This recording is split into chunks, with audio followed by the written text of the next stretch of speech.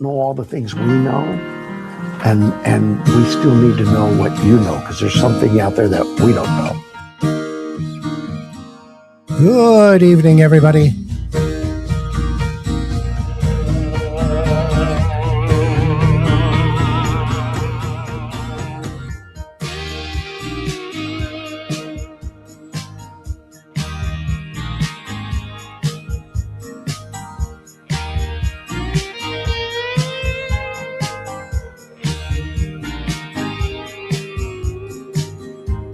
American spirit, Where are you at?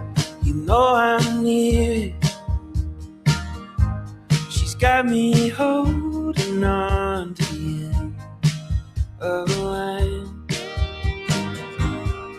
singing like a wild wind. Everybody's in the Hate to house. leave a good friend. I feel a little She's got me cantankerous. holding on to the western sky. How about you? California. Got a great show. Nebraska, Philly, Washington State. Oh yeah, Nova Scotia, Tennessee, Sweet Home, Alabama, Park City, Utah. Best skiing in the world. Well, some of it. Charleston's in the house. Cantankerous Chris is in the house to talk about mumbles. Man, it's going to be a good one.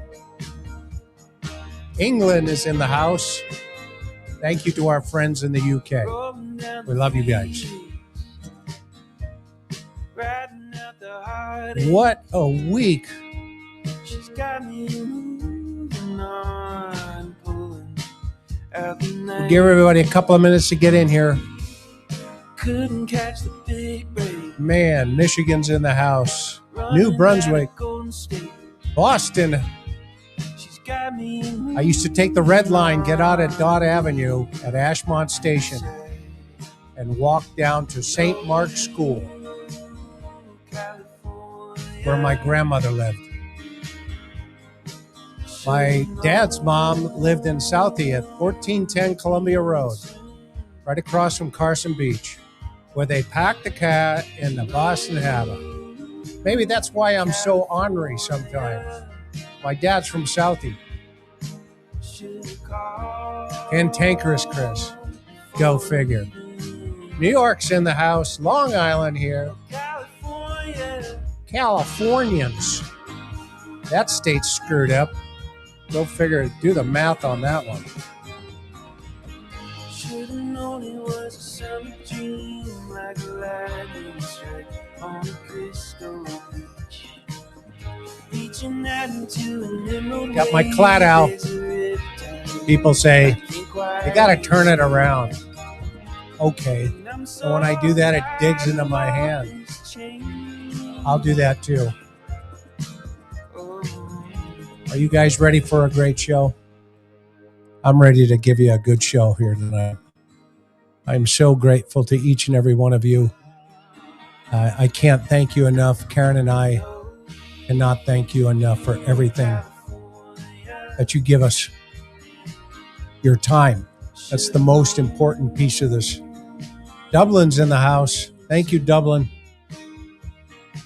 I did a song called "Oh Ireland." If you haven't heard it, go down below.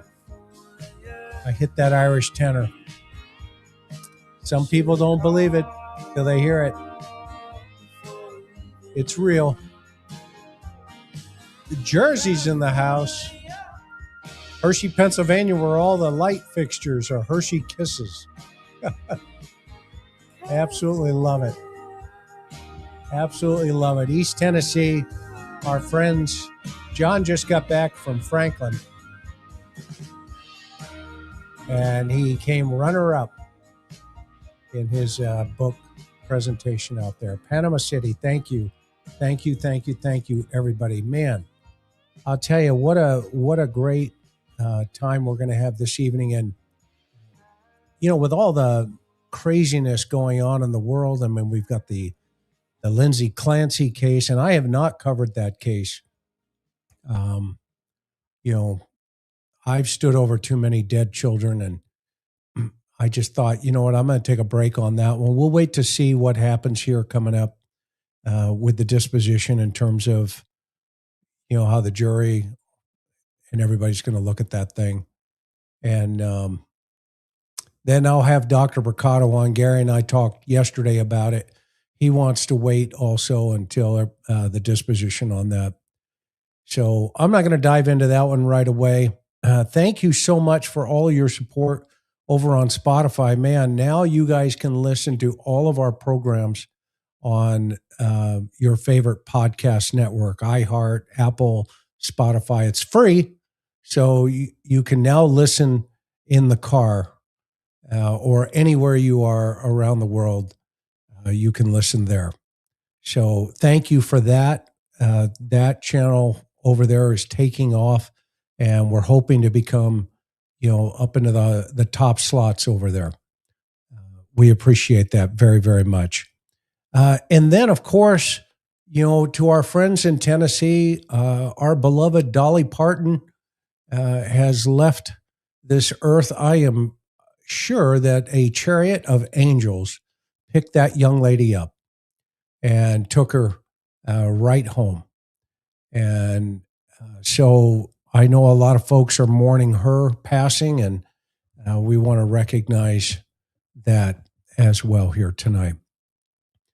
And then, of course, you know, you've got Brian Koberger has popped his lovely head one more time. You know, he's like that whack-a-mole, and which we predicted, right? I mean, you guys have been with me since day one, and everybody in the chat, we all said, hey, this is not the end of this guy.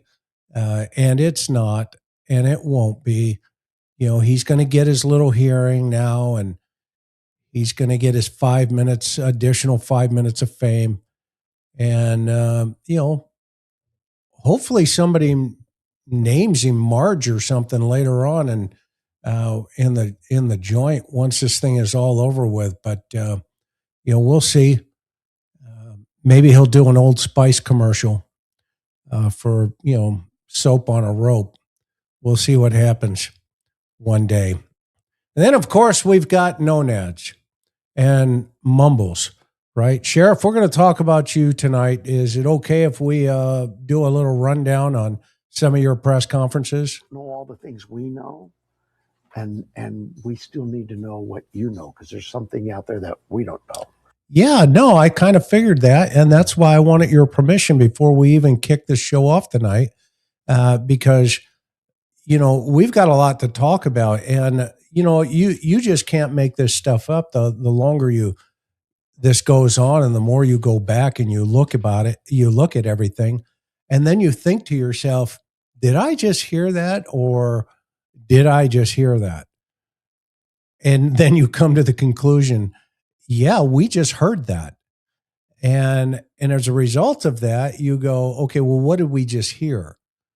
You know, because I think one of the most intriguing moments early on for Mumbles was the most cited press conference moment for me when he said, well, your guess is as good as mine. And I guess for him, we're guessing about Nancy Guthrie. And so I'm going to take everybody back tonight and we're going to listen together. And by the way, this is going to be a long format tonight because I'm going to play the first 4 press conferences, end to end, door to door. And I'm going to point out some things that we may or may not have missed, but I went back and I re-listened to them again. And again, I missed a couple of things. And I thought, you know what? This is really important information for the public to know. Because, on that very first press conference, you can barely hear him in the beginning when he's talking. But he said some very dynamic things on that very first press conference. And then, of course, we get into the arguments behind the scenes that we all know about now. And I'm not going to Monday morning quarterback this guy or undercut the investigation in any way. But tonight we're going to discuss moments of absolutely rambling delivery. He's hedging his language, and then is on, camera admissions of how he's undercutting the investigation. And today, when we look back, and here we are almost 7 months into this thing, in terms of this investigation and the disappearance of this wonderful woman, we have her daughter going to tennis matches, and we've not heard from her son or her brother, her son-in-law, or the other daughter. I mean, they've gone MIA. I don't know if the whole family's missing except for Savannah just yet, but it sure does appear like that because, early on in the briefing, I took some notes, and in the beginning, this is how Mumbles talked about on or what he said in the February 3-4 briefings. This is really, for me, pretty new. All the media attention. So I apologize for you. Sometimes I'm speaking in generalities, and I'm not used to everybody hanging on my words and then trying to hold me accountable for what I say, but I understand. You can't make that up. Here's a guy in one of the most powerful positions in the state of Arizona, i.e. he's a sheriff. He's an elected politician, an official. And this guy is telling the world he's not used to the media holding him accountable. Well, there's a new sheriff in town, and it's called social media. And they are used to holding the sheriff accountable. And tonight's going to be one of those programs. And so put your seatbelts on because Sheriff Nanos /Mumbles /Nonads is about ready to win an Oscar tonight for his performance. Because, he, in my opinion, has clogged this wheel so much. And the Attorney General, I'm going to be really surprised, even though with all of the pressure we've put on her, based on what we just saw, the way she handled the governor, I don't know if she's going to have the chutzpah to take out Nanos, even though that would be the best thing for Nancy Guthrie's case. If she doesn't do that, I don't know if this case is going to be solved. And I know that's a very strong statement to make, but I think it's a realistic statement based on the behavior of what we're seeing with all the politicians. Kelly showing up, bringing, I call him donuts, with donuts showing up, with the FBI, with the arguments that Nanos had with them. And I want you to watch in these press conferences and listen very carefully how he positioned himself early on. And so let's start with the very first night, and we're going to do a stop and start. And yeah, and we also had the president weigh in on it, on the aircraft. I mean, this thing was political from the moment it hit the ground. And so I've asked myself, how in the heck did it get so political? I think I have my I understand why. Because of Savannah's fame and all this other stuff, but I don't know if that's the real reason, because what makes her so different? What makes Nancy Guthrie so different than anybody else in Tucson or Pima County? In my opinion, nothing. We didn't see any politicians just show up for the officer that was just killed. Not a one. So there's something behind the scenes going on here. And I think it's a controlled narrative right now in terms of the press and in terms of how much information they want out. And so that makes me think, do they really want this person caught? And so you've always got to go back to the beginning and listen for the information that comes out against what we know now. And we got to listen carefully.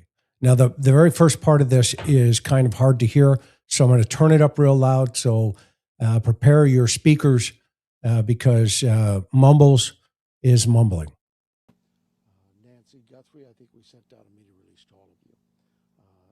Came to our attention, we got a call, a 911 call, that Miss Guthrie was reported missing from her home.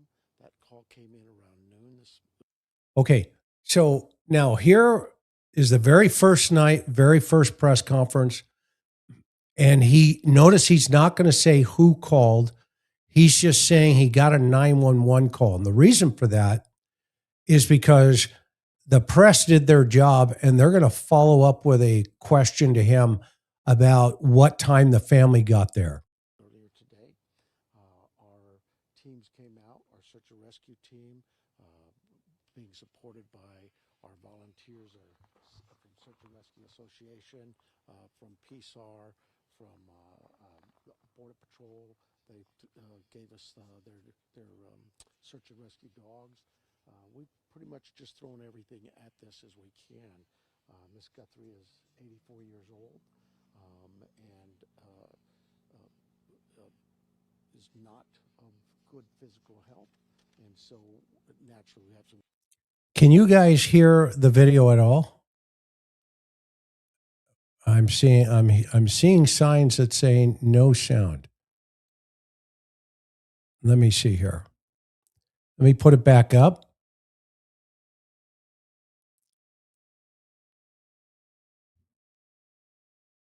Let me see if we can get it in here. But we're looking for a missing person. Nancy Guthrie, I think we sent out a media release to all of you. Can you guys hear that? We got a call, No? call that Miss Guthrie was reported missing from her home. That call came in around noon earlier today. Our teams came out, our search and rescue. Yeah, it's very low. Hang on, let me go down here for a minute. I just would tell you that, look, if you've where we need through some. You guys hear that? For the family, I want to make sure. Can you guys all hear that? That part. Hang on for a minute. I want to make sure I get this correct here. Very low. Yes, it is a whisper. Correct. Okay, you guys all got that piece. All right, so let me move it forward. Basically, what he says there in the very beginning is that they get a call around noon. And then he says, well, actually, the family got there around 11:15-ish. And then he pushes that later to a different time frame. So this is the second one now. The next morning, where they have been up all night. Actually, let me get back over here. I think maybe you guys can hear this over here. We called out our criminal investigation team as well. So they call out their homicide team at 2:00, and now he's going to be asked questions. Well, you don't see it now, but we had our survey one, our aircraft. We have our drone systems, our what our volunteers, their drone systems that have some great technology attached to them. What other assets? Earlier today, our chopper was out here, our helicopter. So basically, what he says is you get dogs, you get a helicopter, you get canine teams, you get volunteers, and they've been working at this all day. I know that the homicide guys got there around 2 in the afternoon. So Mumble, and this is why I call him Mumbles, for this same reason here. You know, I don't know. He has the personality of a paint can I guess from Sherman-Williams on a good day, which we're going to paint this wall behind us. We got a lot of cool things happening here.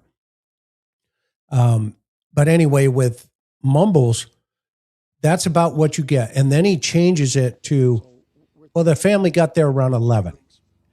As much ground and air assets as we can at this. And now I hear our airplane somewhere out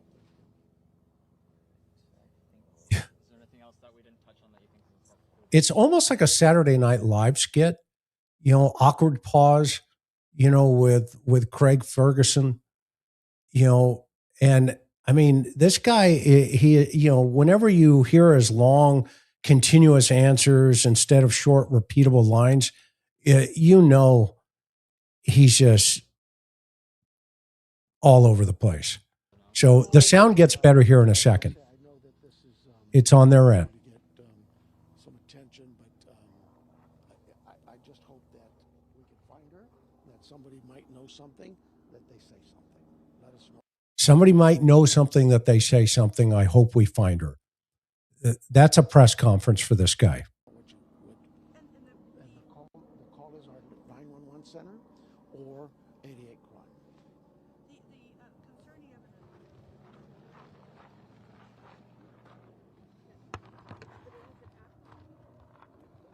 Okay, so I'm going to go past this piece of the puzzle. No, I just, like I say, I know that this is going to get some attention, but I just hope that we can find her, that somebody might know something.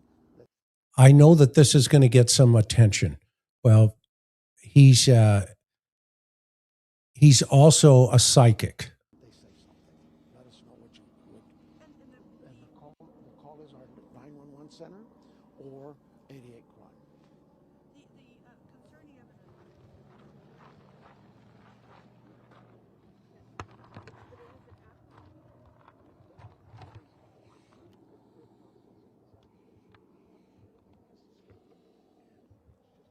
Yeah, nobody can hear him. I can't even hear him.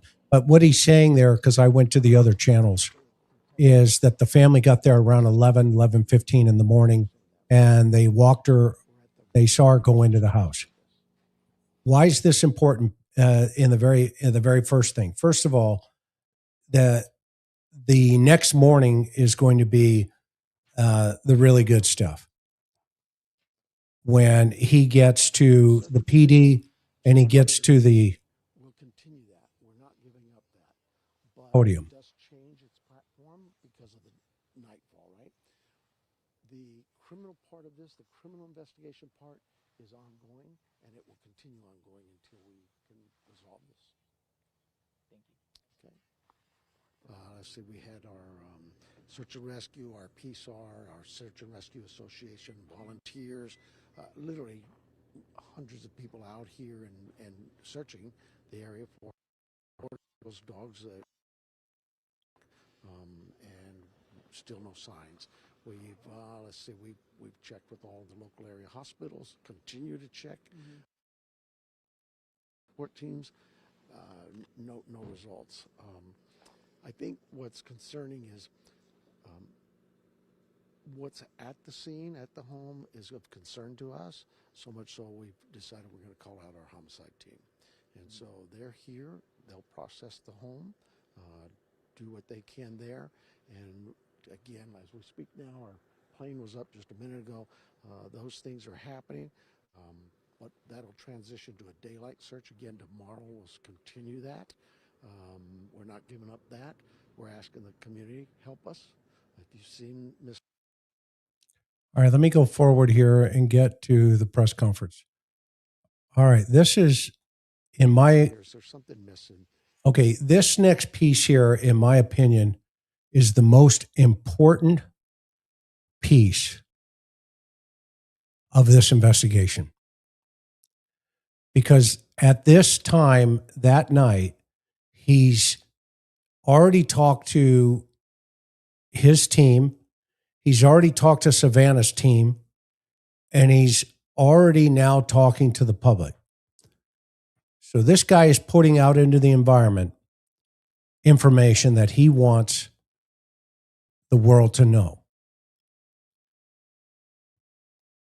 Why do I say this is the most important piece the next morning? Can't just Because that. We need to stay on it. of this Anything else? coming up All right, Sheriff. Thank you so much. right here.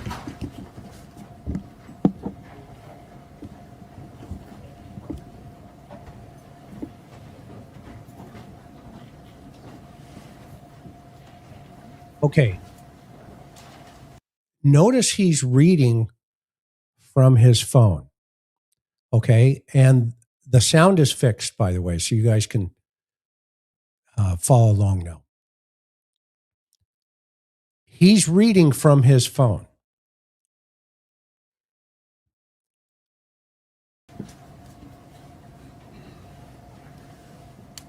I'm going through some talking points for the family. I want to make sure I cover them. I'm not somebody who does well with a script. I'm reading some talking points from the family. I want to make sure I cover them. I'm not somebody who does well with a script. Did the world just hear that correctly? A mother, an 84-year-old woman, has been taken out of her bedroom at 2:00 thereabouts the night before. The next morning, he has talking points from the family.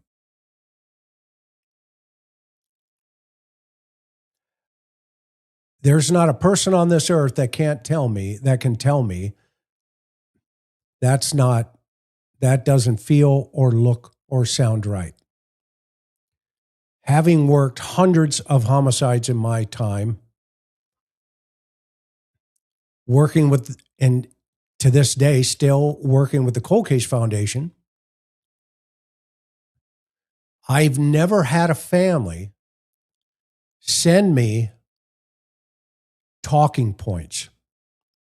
So for all those people that don't understand that principle, I'm going to play it one more time. Watch when he walks in, he's looking at his phone and he pauses at the podium to read this. There's something missing. We can't just dismiss that. We need to stay on it. Anything else? No. All right, Sheriff. Thank you so much.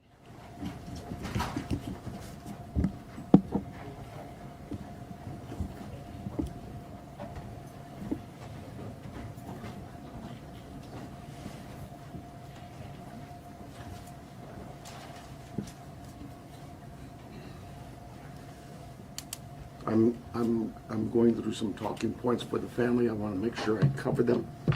I'm not somebody who does well with a script. I'm going through some talking points for the family. I want to make sure that I cover them. I'm not somebody who does very well with a script. Well, guess what then, ladies and gentlemen of the world? There's a script. There are talking points from the family. The very family, the reporting party, whose cars were impounded, whose homes were searched, whose mother is missing, who have gone MIA to this day,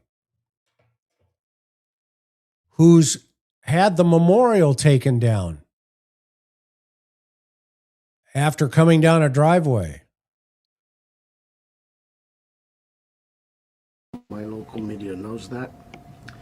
So what are the talking points and what is the script? Well, let's ask Sheriff. Know all the things we know, and we still need to know what you know, because there's something out there that we don't know. That's correct. Now, mind you, the FBI is not here either, because his guy that screwed up another homicide case because he didn't collect evidence and he was disciplined for it is now the sergeant in charge of this homicide, and he's stand behind Mumbles here. And you'll see him here in a couple of minutes, and who is now a lieutenant. So in the Pima County Sheriff's Office, the worse off you are, the higher you go. We'll get started. I believe it was around noon yesterday, we got a call to the Guthrie residence that Nancy Guthrie, 84 years old, was missing. Now, he word saladed that very carefully, because the night before it was a 911 call, and today he's just referencing the sheriff's department responding, meaning they got a call to the Guthrie residence. We around expended noon. a lot of resources for a missing person that we typically always do. Our search and rescue volunteers, our search and rescue teams, other agencies, Borstar from Border Patrol sent their canines out. They worked tirelessly all day yesterday and all day tonight. I'm sorry, all day yesterday and all last night.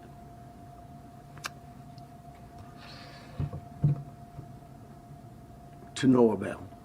As I said yesterday, we saw some things at the home that were concerning to us. We believe now, after we process that crime scene, that we do in fact have a crime scene, that we do in fact have a crime, and we're asking the community's help. Now, that made no sense.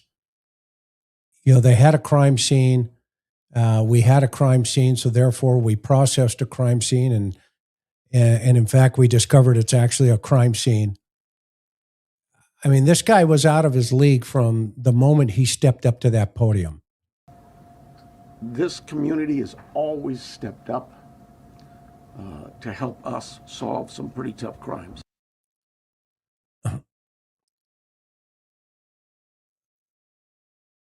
It's really interesting.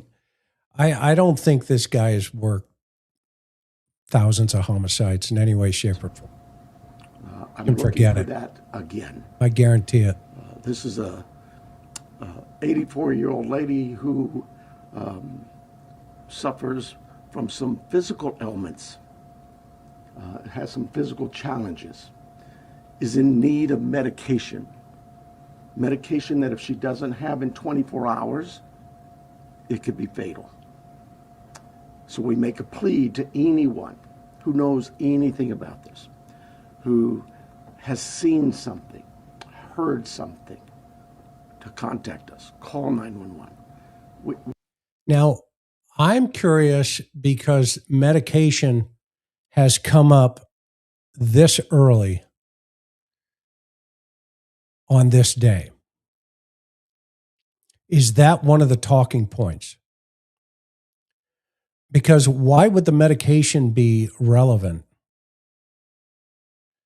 And then one of the notes mentioned her medical condition. But what is so important about telling the public that she needs medication within 24 hours or could be fatal? And then you have a note that says, we didn't quite realize her medical condition. Why is he mentioning this? To me, that's information that's TMI, too much information. We don't We don't need another bad, tragic ending. We need some help. Our team is the best. I couldn't speak any higher. I think you know that.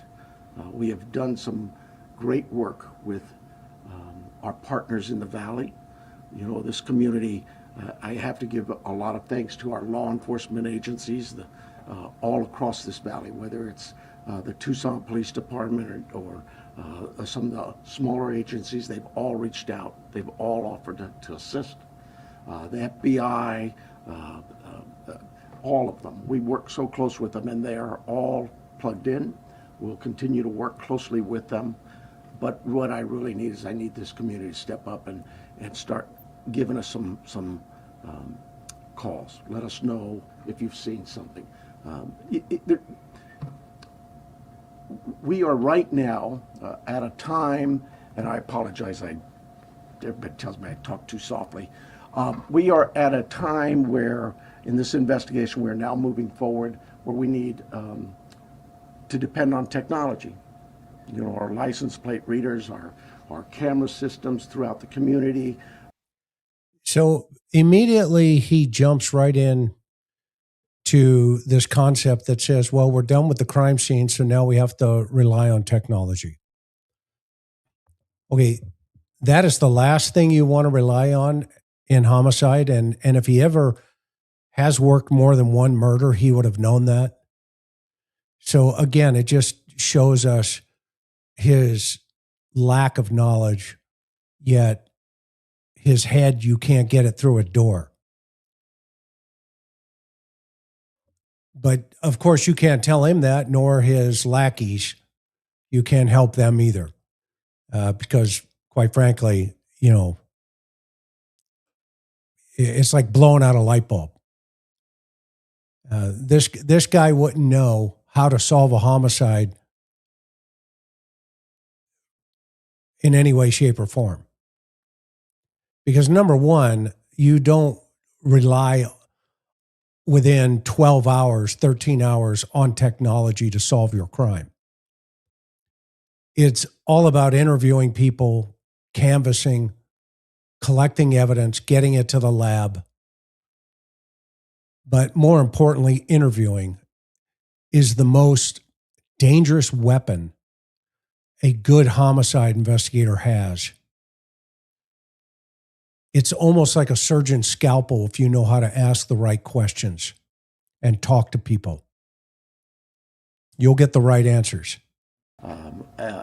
Anything, everything. And we will download all that data we have from the home, from different pieces of technology we've gotten, and we will use that to our advantage. See, what he did is he parlayed that into a political speech, remember, against the Board of Supervisors who would not buy him more flock cameras. So he basically used this podium as a bully pulpit against the Board of Supervisors. So remember, this guy has a vote of no confidence with his people. He's so good that his people don't even like him. And he's so good at solving crimes, his people don't even like him. He's so good at getting along with the Board of Supervisors, he fights them at the podium with one of the most high-profile cases in the country right now. But the reason I bring this up is that, you know, I'm a cop. I hate politics. He hates politics, but he brings it in. I have to remind our political leaders that they need to quit this banter of every time law enforcement leaders come to you for a need, that you give up these ridiculous remarks about how it's going to be misused. AI is a bad, evil word. The cameras are very bad and evil. I'm tired of that. Those tools in the right hands with the right minds and the right approaches. See, he's not talking about Nancy Guthrie here. He's talking about himself, and he's chastising the Board of Supervisors. This has nothing to do with Nancy Guthrie, which tells us even further that he is a politician through and through. And that's why this case is so screwed up. Are extremely valuable to solving crimes just like this. We need that. We need more staffing. We need a lot of things. But what I really need is I need the community's help with this. So I want to make sure before I take any questions, it is a crime scene. We know that. She needs her daily medication. And anybody that sees anything that even looks, hey, maybe that's her, just take a quick picture. Take a video, send it to us. The number is real easy here locally. It's 911. You can contact our 88 crime and... Okay, so let's ask ourselves a question now, seeing how the sheriff brought it up in the very beginning. I have a sneaky suspicion that medication is a talking point, because he has leaned into that at least 2 or 3 times now. So, and remember, he said, I want to make sure that I cover the talking points for the family. So I'm just curious if, in fact, that is a talking point, which, by the way, we have FOIA'd that those talking points from the sheriff and the sheriff department, because that will be evidence one day for the defense. And so therefore it's public record and it's on his phone and he read it. And if he deleted it, then that's destruction of evidence. And actually the AG, or he could actually be charged with a crime. Because that information came from an outside source in a homicide investigation. So it's kind of like a detective's notebook where you cannot destroy your notebooks. And any homicide investigator would know that. You have to put them in your file, and then ultimately when the case is resolved, you put the file into evidence as an evidence number. And it sits there for life. So when you retire, all your notes are sitting there for the next guy if you didn't solve the case. So if the family gave him talking points, I would submit to you tonight that that's evidence. And hopefully the sheriff won't try or say that he destroyed it. Remain anonymous. You can call me, anybody. I am here to take any questions you may have. It will be a little limited. I apologize for that, but we do have a crime that we need to protect its integrity. I have here Sergeant David Stivers from our homicide team. He has been up all night. Who, by the way, let's not forget, he's the sergeant in the homicide group now, but he had just been reprimanded before this for other homicides where he destroyed evidence inadvertently, etc. But he was punished for that. And now Nanos has him in charge of this case. You can't make this stuff up. So bear with us if we are a little bit fuzzy in our answers and responses, but we're both here for any questions you may have. Let's start, Chair, please. Recognizing your limitations, but can you elaborate at all on what makes you believe it's a crime scene as opposed to someone who left home and just couldn't find their way back? Well, I think I told you, she is very limited in her mobility, right? We know she didn't just walk out of there. That we know. Is that a talking point? How do they know that? How do they know that? At that point, remember, they're looking at this situation as a walk away, yet he's got talking points from the family. Is this one of the talking points? I'm going to ask that question. Or other things at the scene that indicate there was she did not leave on her own. We know that. If you're talking about plate readers, is there a vehicle associated with this? How did she not leave on her own from the sheriff's department knowing that? Yet the family got there and was looking for her, and the principal messaging from the sheriff, meaning they were comprehending that it could have been a walk away. And the next morning they're saying, no, there is no way this was a walk away. How does he know that at this point? Is it on the talking points and the script? Is the door on the script? It doesn't make sense. I told you we're now at this phase where we're looking at all the technology.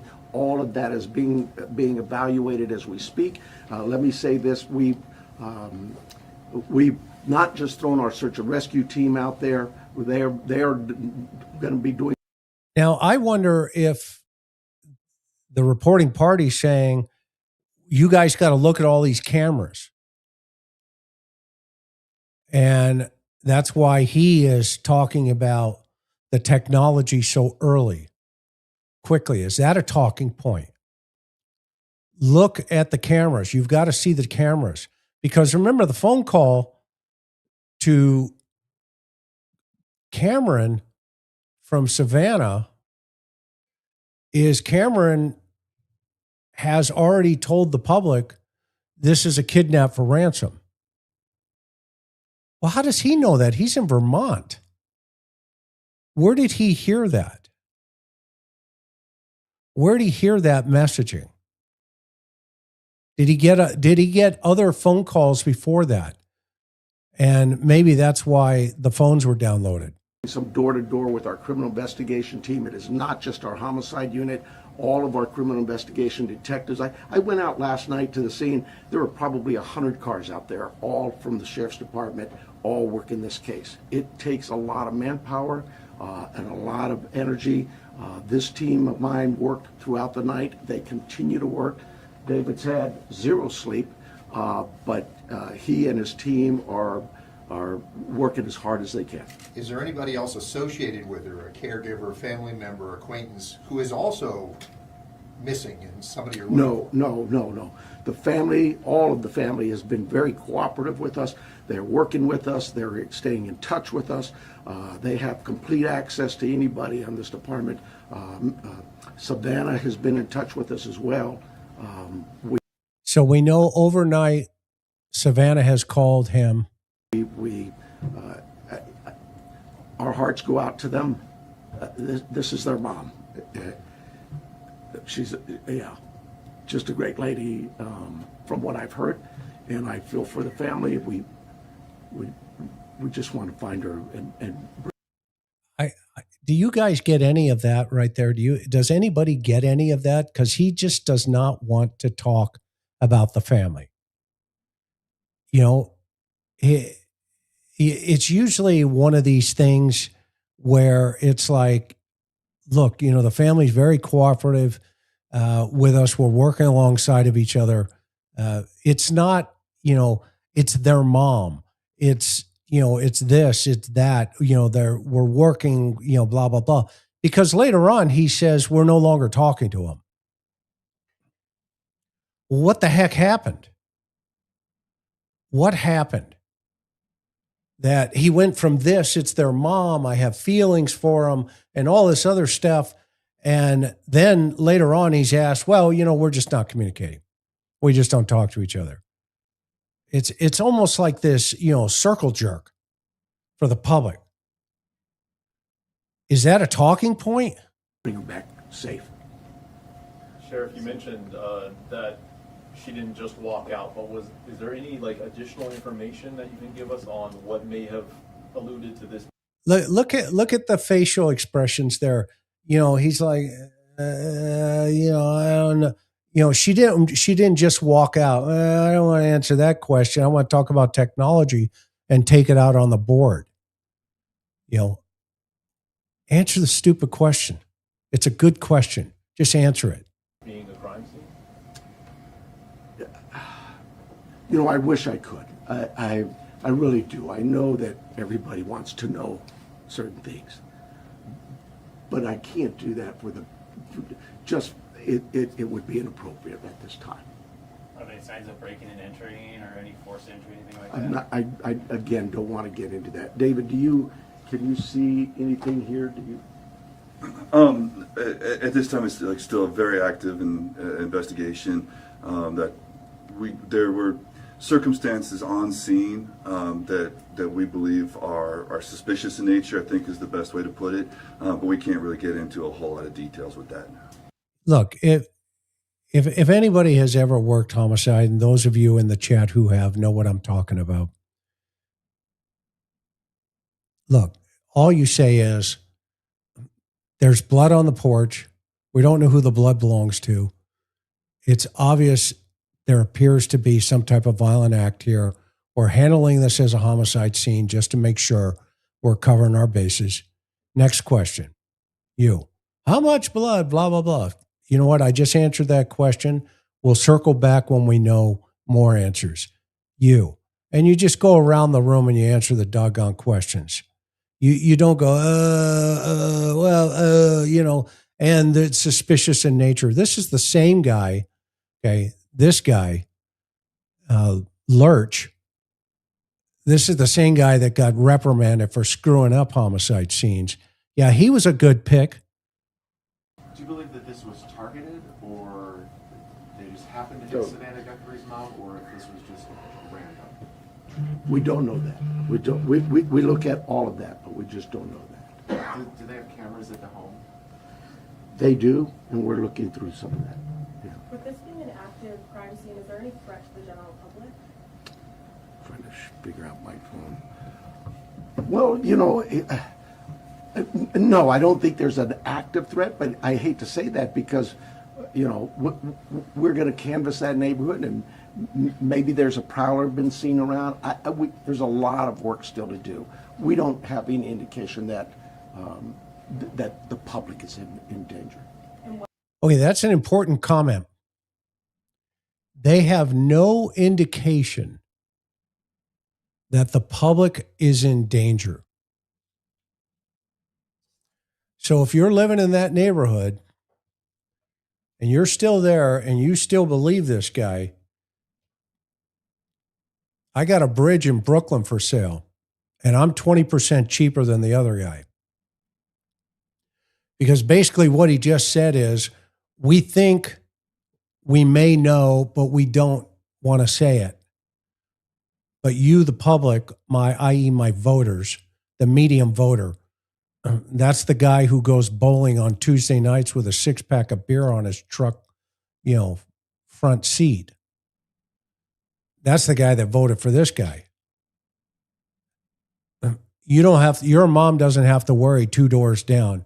If she's 84, that something's going to come in here, that somebody's going to come in here in a mask and all this other stuff and take your 84-year-old mother out. You're good to go, even though her blood's on the front porch. Don't worry about it. Nothing to see here. What does that search look like today beyond what you've already told us about last night? So we have shut down our search and rescue mission, and we've sent them home to rest. They were out all night. Look, we put all our air assets into this, our drone systems, our aircraft. They didn't even ask that question. Whenever somebody fills the gap like that, they're not telling the truth. All they're doing is buying airtime. Our helicopters, heat sensors, infrared, everything we've thrown at this. They're going to step aside. We'll call them out again if we need to do more searching. But right now, we don't see this as a search mission as much as we do a crime scene. Now, that is a really important comment the next morning. We don't see this as much as a search mission as much as a crime scene. So by this time at the podium, he has talking points from the family about a crime scene, a crime that he's investigating. Well, here's the elephant in the room. What if somebody's involved?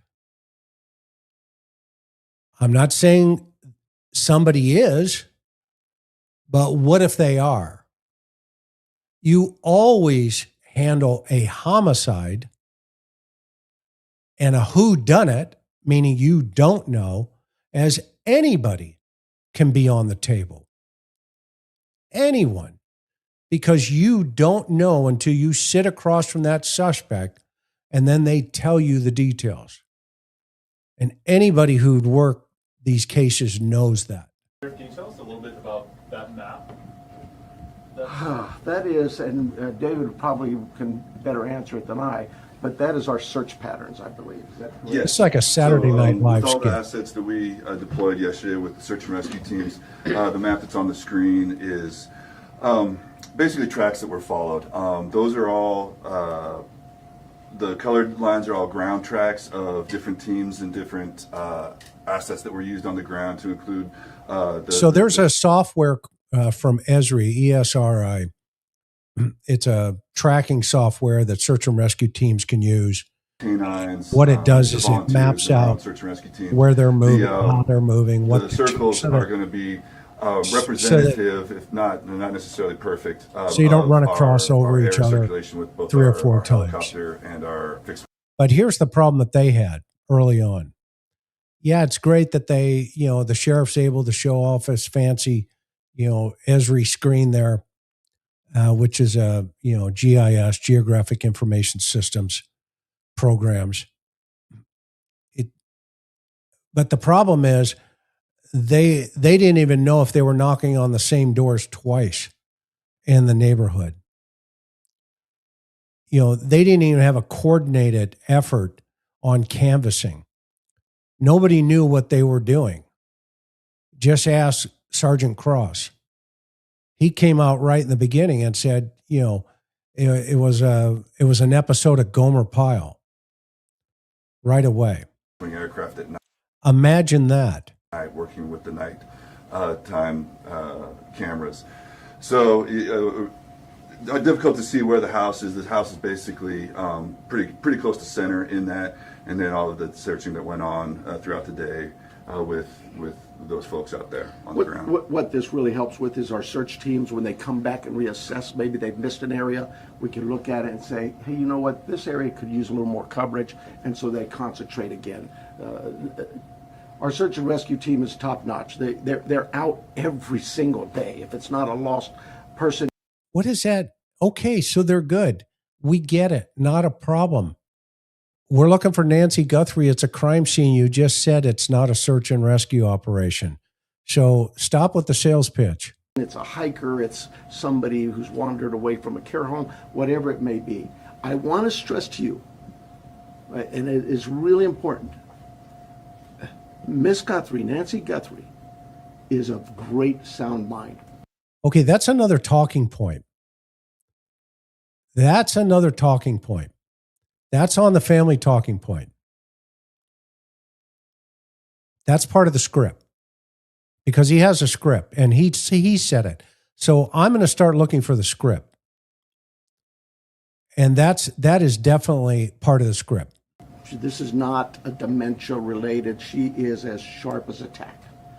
The family wants everybody to know this isn't somebody who just wandered off. There you go. He just answered it on the talking point. So now we know this is part of the script. The family wants you to know she just didn't wander off. So guess who made that decision?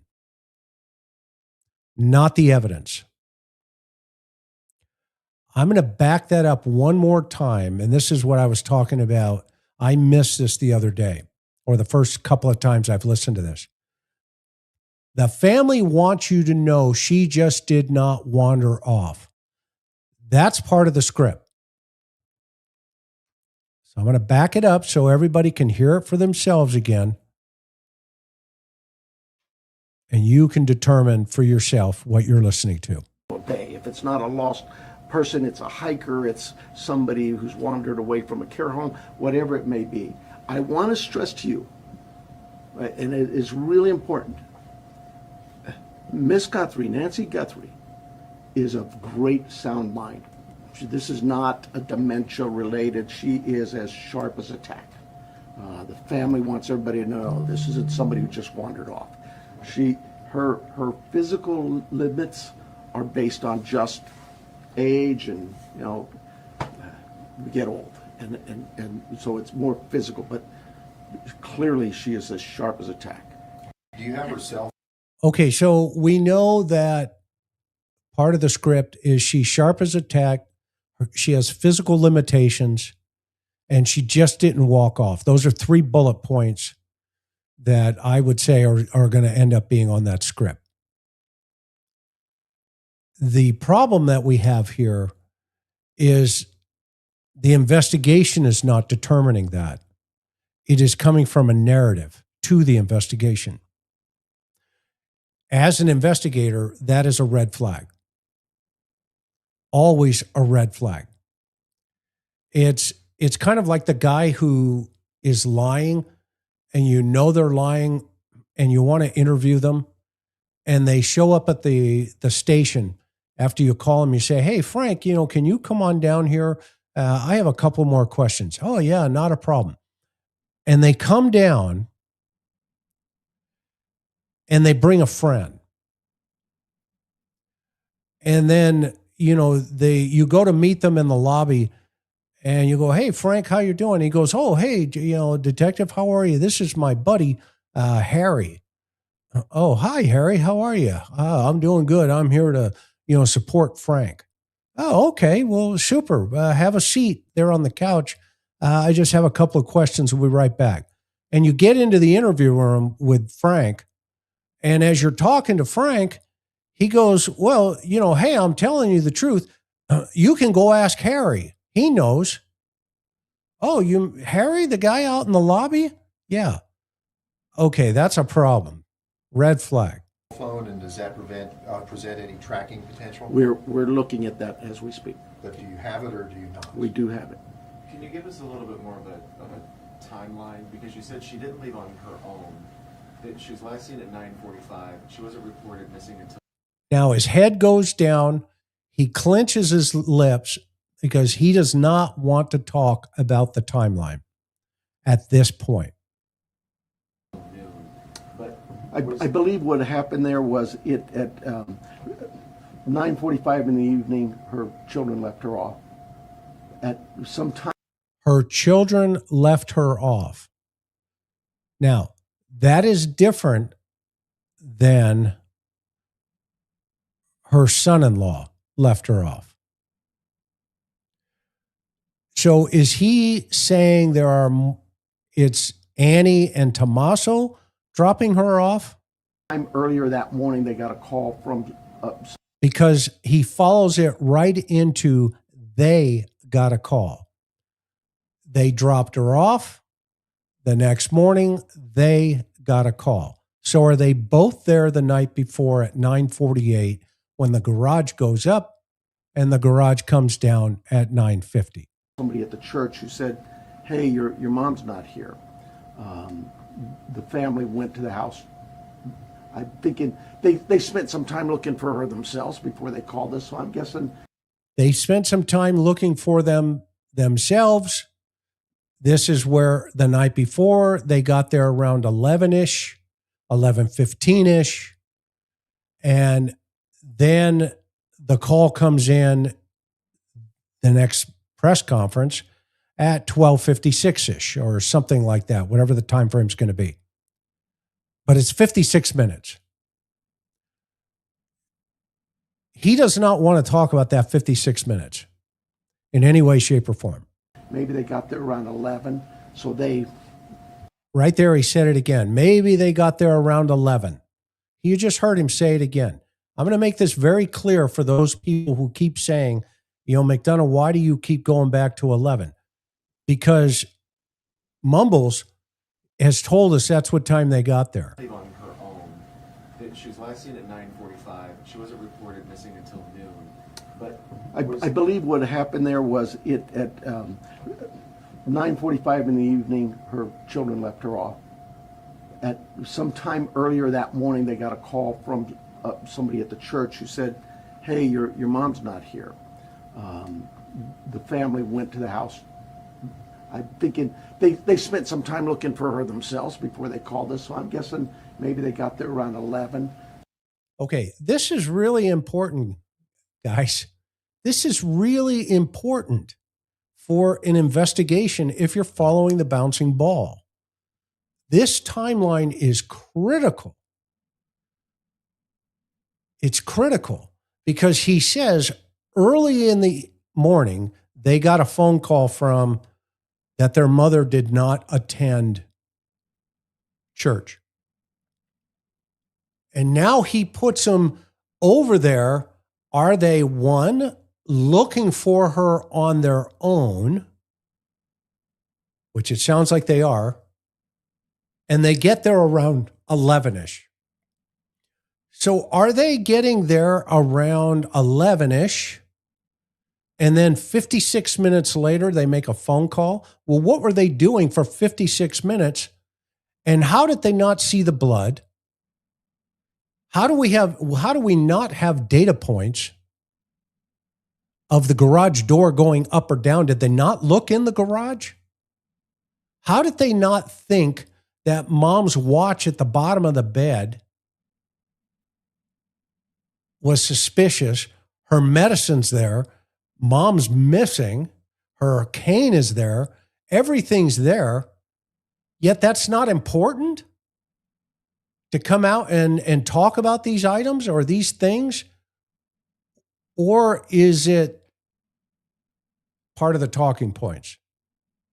I don't know. I'm not getting a warm and fuzzy on this. So they did some searching and realized we need some help, and they called 911. do you have any idea what time Nancy would have been taken from the home? There's a lot of things working there, and I just can't say that right now. See, he doesn't want to answer that question.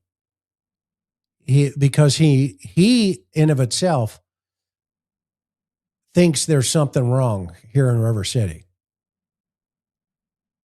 And guess what? That's why the car being impounded is important. Has Savannah Guthrie, has she had any threats to herself at all? We've spoken to her. We'll continue to work with that. She has a security team that's been in touch with us. Okay, so here now we learn that Savannah has her own investigative security team that's been able to call the sheriff's department and say, we represent Savannah, what's going on? And the sheriff is communicating with them. At least he was. Throughout the night, but we're not going to dismiss any angles for sure. But right now, immediately, we don't know of anything. What angle would they be talking about? Like that. Is she in town or on the way here? She's here. Can you give us any more? What should somebody be looking for? Because when I was out in the neighborhood, the neighbors are obviously incredibly concerned. But is there anything, a tip? I mean, one neighbor stopped me and he didn't know if he should call you or not. That's why my goodness. But so what should somebody be looking? Well, first of all, I'd ask them, go through their cameras. Go through their Ring cameras, whatever cameras they may have. Don't dismiss it that, oh, well, we really can't see the house. They still might see something. Maybe it's somebody walking by. Maybe it's a vehicle driving by at that time of day. But go through all your cameras in that neighborhood and tell us if you see something. Maybe somebody already, we know this happens, right? Oh, I saw something suspicious, but I didn't think it was worth calling in, so I didn't call it in. Well, now it's call in anything you've seen or heard. Maybe it's a neighbor telling you, I saw this or I heard that. Call us. Don't tell the neighbor to call us. Tell the neighbor to call us, but you call us as well.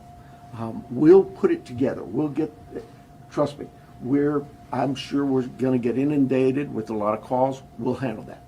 Did she live alone? I believe, yes, she did, yeah. Were there any caregivers who are normally associated with her? Well, she has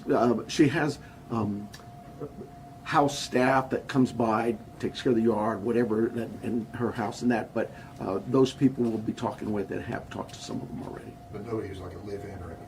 Nobody. Now, he answered that question very carefully. The question was, does she have any caregivers?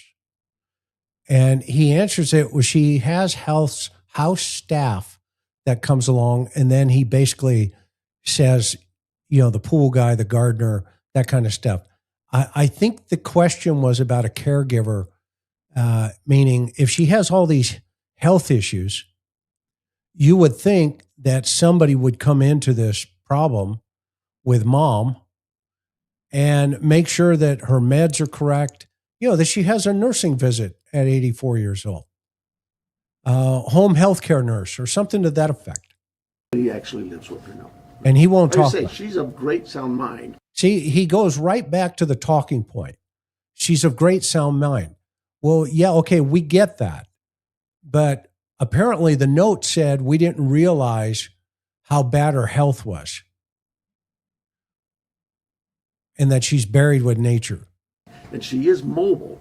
It's just, it's a challenge for her to get, as the family says, she couldn't walk 50 yards. As the family said, she couldn't walk 50 yards.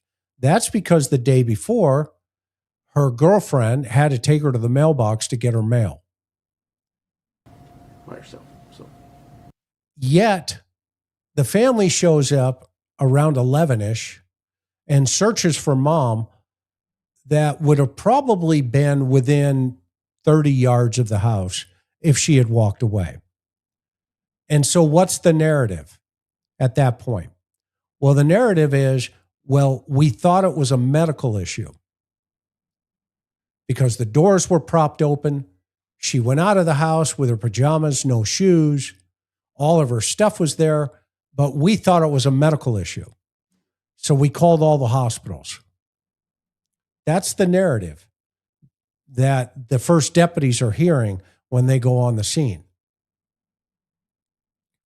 And I've done programs about, well, okay, if that's the case, and I'm Nancy, well, first of all, if I'm having a medical issue as Nancy, I've got to pick up the phone and call 911 and tell the dispatcher, I need an ambulance. I'm having a medical emergency. In order for the medical staff to prop the doors open, you have to have medical staff there, number one. And so that didn't happen, obviously, because the CAD system would have told the first deputy on the scene within about 5 seconds, no, we didn't have any medical call-outs there last night. And the neighborhood would have told the world, yeah, last night there were fire trucks and there were ambulances here. Okay. Well, guess what? None of that happened. So the calling of all the hospitals to check for a Jane Doe was, you know, first introduced by the daughter, Annie, to her sister, Savannah, in New York. Yeah, we thought it was a medical emergency. We've called all the hospital. Well, why? All you had to do is call 911, and the cops could have told you that in about 10 seconds.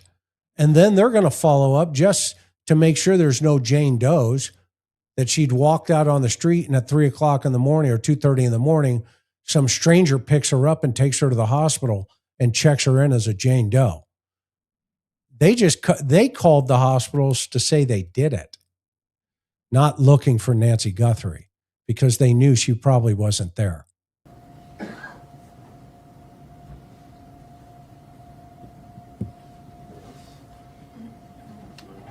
Somebody asked about the FBI. I'm sorry. Somebody asked about the FBI if you're involved. Like I said, we work closely with all of our partners, whether they're FBI, ATF. He doesn't want to talk about the FBI because he's already told them we don't need your help, because he's already had his one staff member there. And this is the part where behind the scenes, I was worried about, we talked about it as a panel here, that he is, had so many problems with the FBI. He basically hates the FBI. Let's just be honest about it. And there's no way he was going to let them in the door here in any way, shape, or form. This became a Pima County Sheriff's problem, and there you go. He's going to handle it. And listen how he does the curly shuffle around this one. ICE, whoever, we know that they have certain capabilities and certain resources, just as we have certain capabilities. See, it's like, hey, I got a green bike. They got a green bike. My green bike works just as good as their green bike. I mean, it's almost high school and elementary school. It's like, stop it. This is about Nancy Guthrie. It's not about your ego, and it's not about past investigations. And you blew it. You blew it. You could have had the world's premier evidence response team on that house quickly, but you chose not to. This is on you. Resources. So yes, we'll continue to work with them, and they've offered assistance to us. We accept that assistance, and we offer assistance. But just last week, the FBI called us to hand. I mean, this guy starts talking about, did I tell you I climbed Mount Fuji in Japan? No, and we don't care, Sheriff. What does that have to do with Nancy Guthrie? This guy is a real problem for you folks there in Pima County, and you still have time to get rid of him. You really do. If they ever arrest somebody, the defense is going to have an absolute field day. A shooting that involved Border Patrol.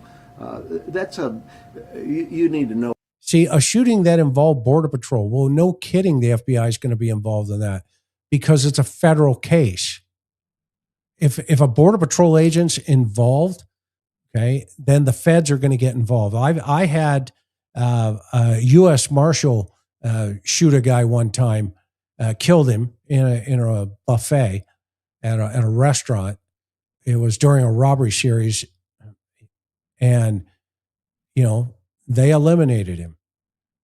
And the U.S. Marshal was made aware of it. Well, no kidding. Because it happened in our town, we had jurisdiction, but they ran alongside of us in the investigative process. That's just day-to-day routine work for the law enforcement in Pima County in Tucson. We've worked very closely with our partners. With the amount of time that's gone by, how wide do you cast in the net? Statewide, national? Well, yes, national for sure. I'm hoping the national media's picked up on this. We've gotten a lot of reports. But statewide as well, with Amber Alerts, things like that, all of those things we use. They didn't put a silver alert out. None of that. Amber Alerts for kids. Somebody put this guy, back in the box. Every tool we have, we will use.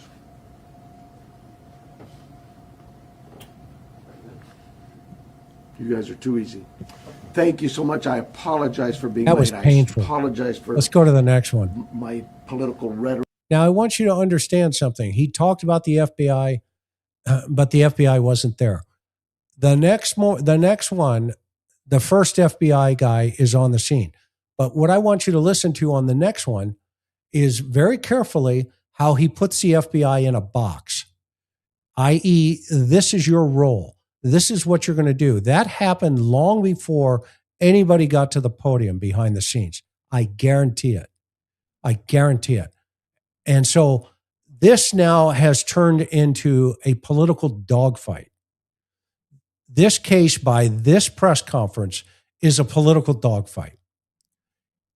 And Nanos did not understand that piece of the puzzle, that this guy was going to show up on national news in a tweet from the FBI director, because that impacted this picture, whether we like it or not, because this picture has a narrative, talking points to this guy of the Board of Supervisors, and this guy is going to come into the picture through the FBI, which Nanos, no way, shape, or form saw it coming. So I just get so frustrated, and you know, we just can't do this job. That guy standing to the left is the Public Information's Officer, PIO. He's the guy who actually should have been at the podium answering questions, and they should have had, you know, these press conferences quickly, often, and at this podium all the time. Not in front of the House, because the moment they stopped talking to the public, the media went to the House. Out their support, we don't need. And Brian Enton would not have walked up on that porch that day, because him and his team would have been camped out in this little room here. Political statements from the dais and mumbo jumbo. We need them to listen to their law enforcement leaders and really pay attention to the fact that we understand that there's a great potential for abuses in today's world with the technology that's available. See, again, he talks about the politicians when he himself is an elected official. Well, unfortunately, he was appointed. But he did win an election after he froze out all of his opponents. And now you have an opportunity again. Just think about it, everybody. This guy beat the crap out of a handcuffed prisoner in El Paso, Texas. Don't ever forget that. If your top law enforcement agency was almost your top felon, the only reason he skipped out of that was he was given the opportunity to resign after the guy he beat the crap out of could not testify against him at the advice of his attorney because he was on trial for a robbery. Think about that.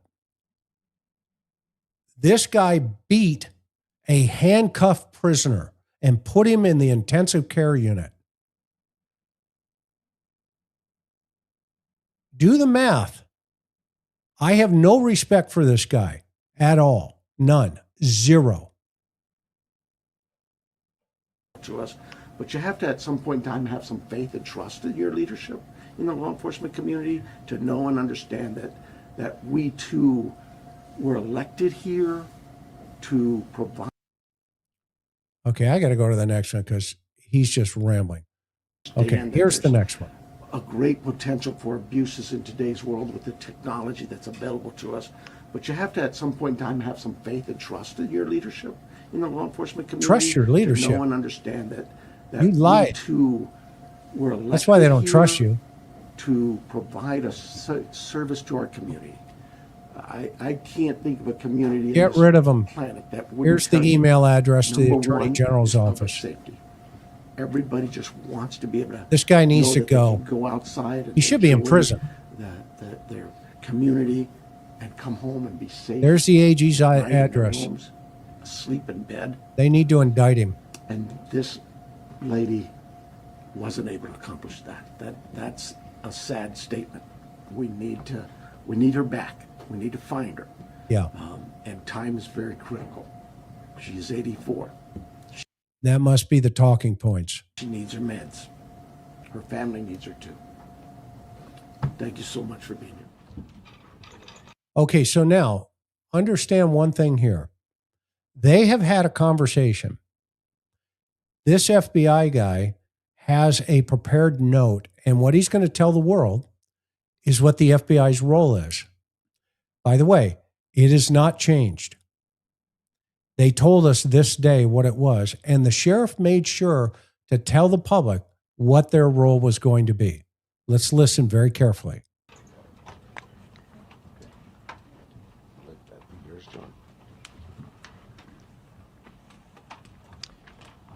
Good morning. I don't know that everybody knows who's here.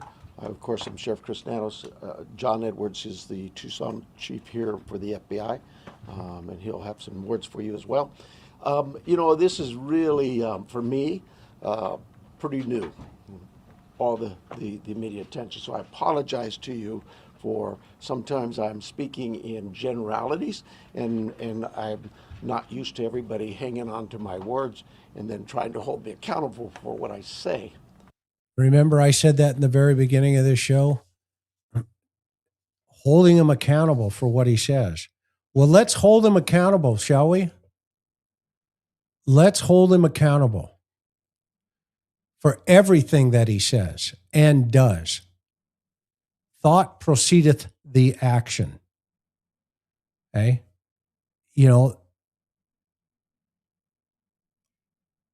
thoughts precede the action. But I understand.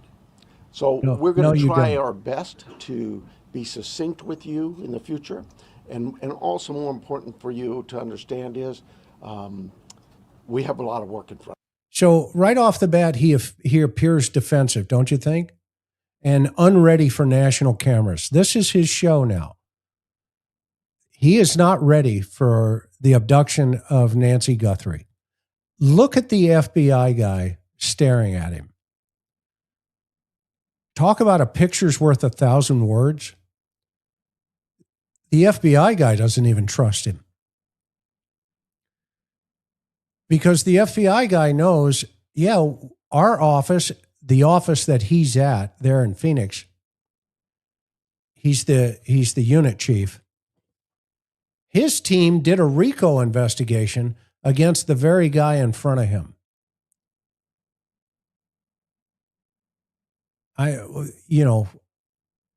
You can't make this stuff up. We have a job to do, and we have someone's life who is in jeopardy. And so job number one is we got to find her, and we got to work hard to do that. I understand there's great attention on this, and rightfully so, and I appreciate it, and I thank you for it, because it has generated a lot of leads for us. And so we're tracking those leads, and we're doing things with evidence that you would expect us to be doing.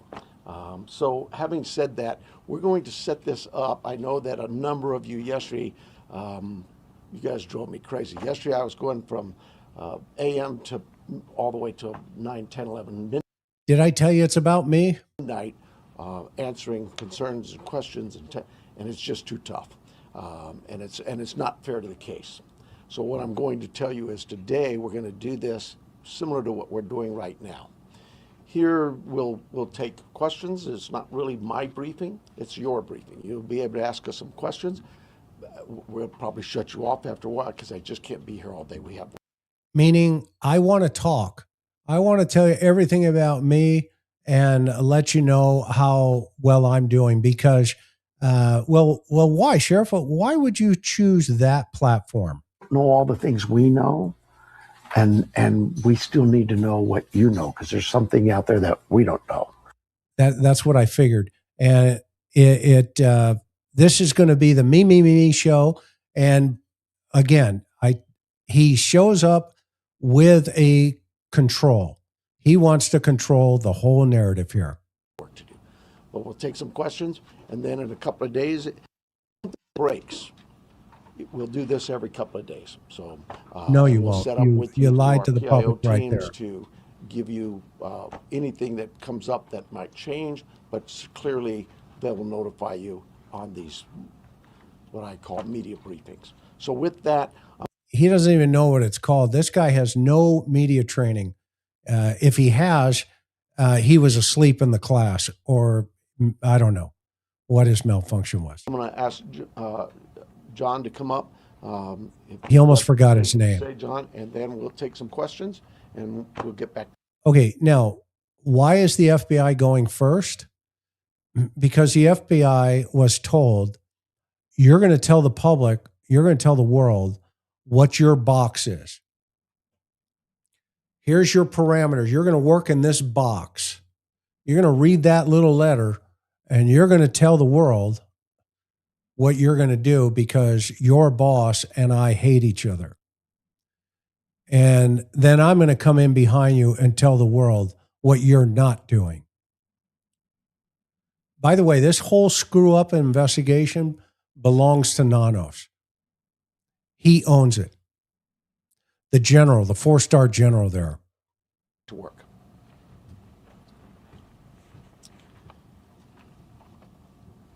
Hello, I'm John Edwards. My spelling is Jonedwards. I'm the Assistant Special Agent in charge of the FBI's office here in Tucson. First, we want the community to know that the FBI is doing everything in our power to bring Nancy Guthrie home to her family. The FBI is working alongside the Pima County Sheriff's Department on this incident. Okay, do you notice how he started? The first thing I want the community to know, the FBI is doing everything that they can, et cetera, et cetera. And then he followed it up with, we're working alongside the Sheriff's Department. He didn't say, and we're at the tip of the spear. He's saying we're standing next to the Sheriff's Department, and now he's going to tell the world, based on conversations, what that means. Let's qualify that. In terms of what the FBI is doing, we are providing... Right there. This is what we're doing. You know why he said that? This is not working alongside the agency. Okay, and this is not how it's done. I have worked many cases with the feds. Many. This is a political move on Nanos' part. And that's why he's reading the script. He has a script about what their office is going to do. And it's going to be a script about support. This is what we do and why we're going to do it. Listen very carefully. Listen for the word support. The following support. Primarily, it's analytical and technical support in the following ways. We're downloading and analyzing cell phones, obtaining cell tower information, conducting interviews, and providing any and all investigative support that the Sheriff's Department needs. We are looking at this from every angle, but we need your help. That first 5 sentences, the word support was used 3 separate times.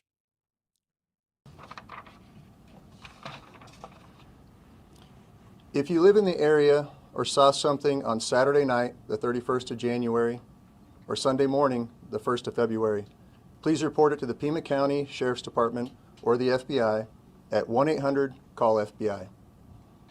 Every lead and tip is important. We are aggressively pursuing and looking into every single one. Again, please help us bring Nancy Guthrie home. Thank you. Okay, so what did he tell us? Well, the FBI is supporting in a technical role. Cell towers, phone datas, some interviews. So basically, they're a CAS team. They're cellular analysis teams. So they're going to look for pings. They're going to look for phone downloads. And that's why, again, the ICAC guy showing up out at the house is an anomaly. The Sheriff's Department has the tip of the spear here. Has the tip of their spear here. Okay? And it's not necessarily the FBI's job to do that, because the Pima County Sheriff's Department has a whole technical support team. They could do it themselves. They don't need the FBI. Just like the lab. They didn't need the lab. But something happened behind the scenes that said, well, we're bigger and better, and we can do that bigger and better. And so Nanos chose not to use his technical support team because he got pressure. And where did he get pressure? Because the donuts showed up with Kelly showed up with a box of donuts. And if you listen to his press conference very carefully, he says, I hope the FBI and the Sheriff's Department work together closely. So Nanos did not want the FBI in any way, shape, or form on top of this thing. And I think that's because of his ego.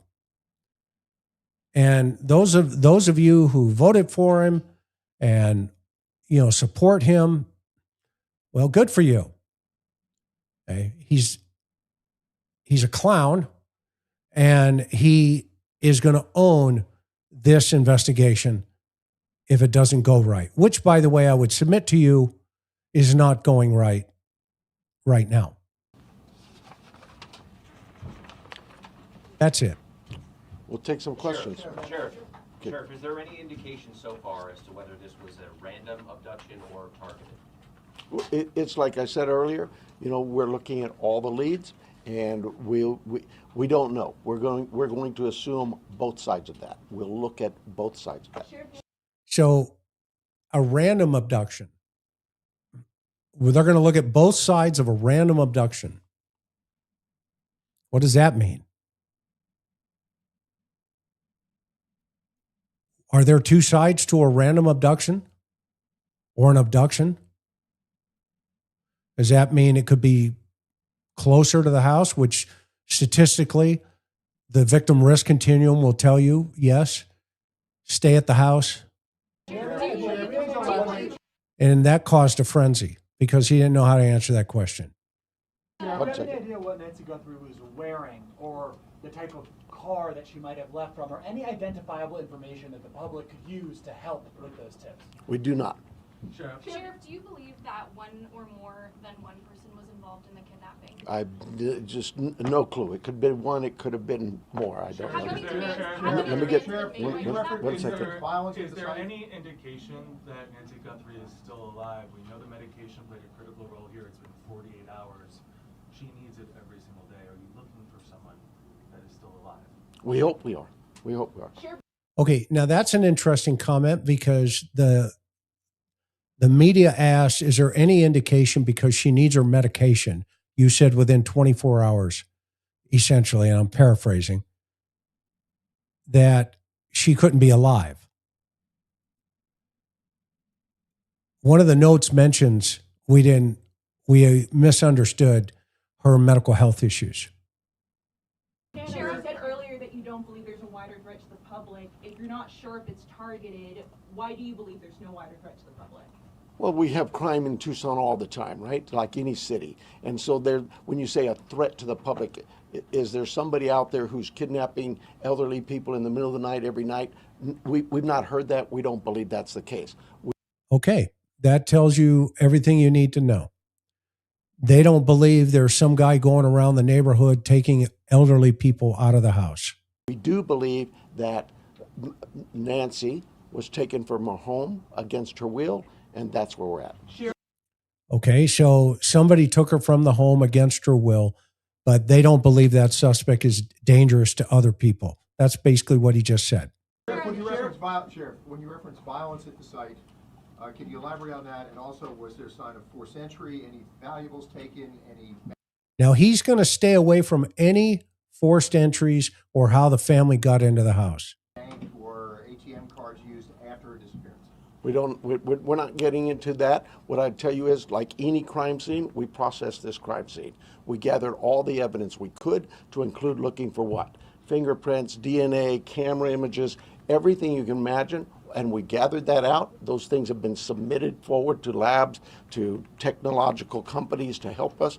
And we're like you. We're waiting for those returns to come back. Did you find... Okay, so the reason that's important, he should have just said right up front, he should have been just 100% honest with the world. Look, there was forced entry to the back of the house. We're not going to get into what door was used, but there was forced entry or there was not forced entry. There is blood on the porch. We're sending it out to the lab, which gives us an indication of why we believe this could be a crime scene. You can say that. That's not going to hurt anything. That's not going to compromise anything. But why is he holding back? That's a red flag. Why is he holding this information back? DNA did not belong in that house? The window of time from when she was last seen to when she was reported missing, and I know you guys are... He doesn't want to talk about that time frame right there, the window of time. You saw him, his head goes down, he looks away, looks down to the right. That's a problem for him. Asking for help from the public. Is there any way to narrow down what time you might be up? Like, I know there was a report about a pacemaker dinging like around 2 o'clock in the morning. Is there any way to indicate to people, hey, look around 1 a.m. or 2 a.m. to help them identify what they might have? You know, I really don't want to get into narrowing down the time. Why not? What's he protecting? Why does he not want to talk about the timeline? I think I have my own suspicions, but why does he not want to talk about it? Because narrowing it down means we could miss some tips and leads.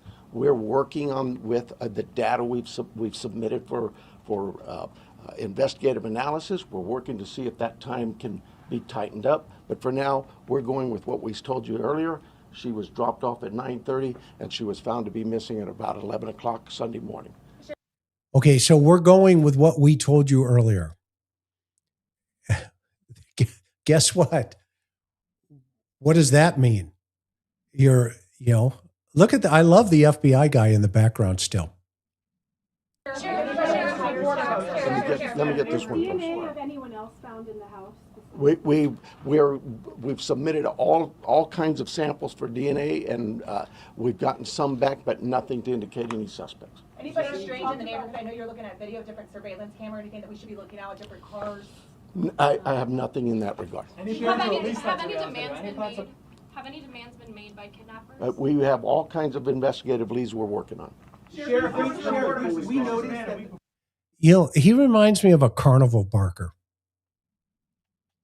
The guy, just throw the dart at the balloon. And by the way, when I worked Vice, we used to go to the fair, the Del Mar Fair in San Diego. And we would go in and we'd shut those booths down because they would file down the darts, so that when it hit the balloon, it just bounces off. You can never pop them. That's who he reminds me of. So it's almost like, cover the circle with the plates. You just drop like 5 plates. And he's just kind of, he's shooting from the hips, I'll guess your weight, stand over here, he's a carnival barker.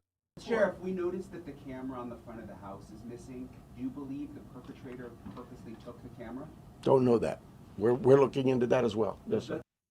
He doesn't know if the camera was taken by the perpetrator. And this is where Kash Patel beat him to the punch. And I purposely think the FBI did it, obviously, on purpose, just to poke him in the eyes by releasing those videos on Twitter. Scene been fully processed now. We saw deputies leave around 6 o'clock last night. We didn't see tape go up. An Amazon driver was able to walk right up to the door. Is that pretty standard for how you handle this? The scene is done. We're done with the residents. If we need to go back to get, maybe we want to do something with some other piece of evidence there, we contact the family and let them know. But we have turned that over to the family. I don't have the time, but it was sometime yesterday, I believe. So that's where he just told the world, yeah, we screwed up. Any tire tracks or any No, ma'am. footprints around the house? No. Was there any? What was that? I missed that one. Hang on, he was barking. I didn't hear him. Or anything that we should be looking at with different cars? I have nothing in that regard. We're looking at different cars. I have nothing in that regard. He doesn't want to talk about cars. I wonder why. Have any demands been made by kidnappers? We have all kinds of investigative leads we're working on. Sheriff, we noticed that the camera on the front of the house is missing. Do you believe the perpetrator purposely took the camera? Don't know that. We're looking into that as well. Yes, sir. That scene been fully processed. Even the Brian Enton figured that piece out. Now we saw deputies leave around 6 o'clock last night. We didn't see tape go up. An Amazon driver was able to walk right up to the door. Is that pretty standard for how you handle this? The scene is done. We're done with the residents. If we need to go back to get, maybe we want to do something with some other piece of evidence there, we contact the family and let them know. But we have turned that over to the family. Okay, this is how naive this guy is about the law. Number one, the family, unless they have a power of attorney, has no standing in that home. Ask any judge. That means you can't give consent to go search that home. A defense attorney will have a field day with this. The only person who can give consent, because they're searching for her, is Nancy Guthrie. to search her own home. She's the only one. She owns it. Nobody else owns it that we're aware of or that has, power of attorney to say, yes, you can go search my mom's house because I have power of attorney and I'm going to let you go search the house. So if they're searching that house, just thinking, as he's saying, well, we'll just go ask the family and we'll go do it again. But they had a warrant the first time. That warrant's expired. And that warrant was probably obtained under what they call exigent circumstances. So as a result of that, then they just can't say, yeah, go search that house. So if a family member has power of attorney, that's different. But then they have to show standing within that home. Because that's the burden under the law. I don't have the time, but it was sometime yesterday, I believe. See, I mean, he's dodging that time question again. Any tire tracks or any No, ma'am. footprints around the house? No. Was there any kind of Could you please take us through the timeline that you've established of the events so far and with as much detail as you can? 9:45, 9:30, 9:45, we were told she was left at her home by the family. At 11 o'clock in the morning, the family got notice from somebody at church that she was not at church. They went to the home, found her to be missing. That's the timeline. From Saturday night, 9:45, we'll say, to Sunday morning, 11 o'clock. Have you been Let me get somebody back here, please. And he said it again, Sunday morning, 11 in the morning. He said it again.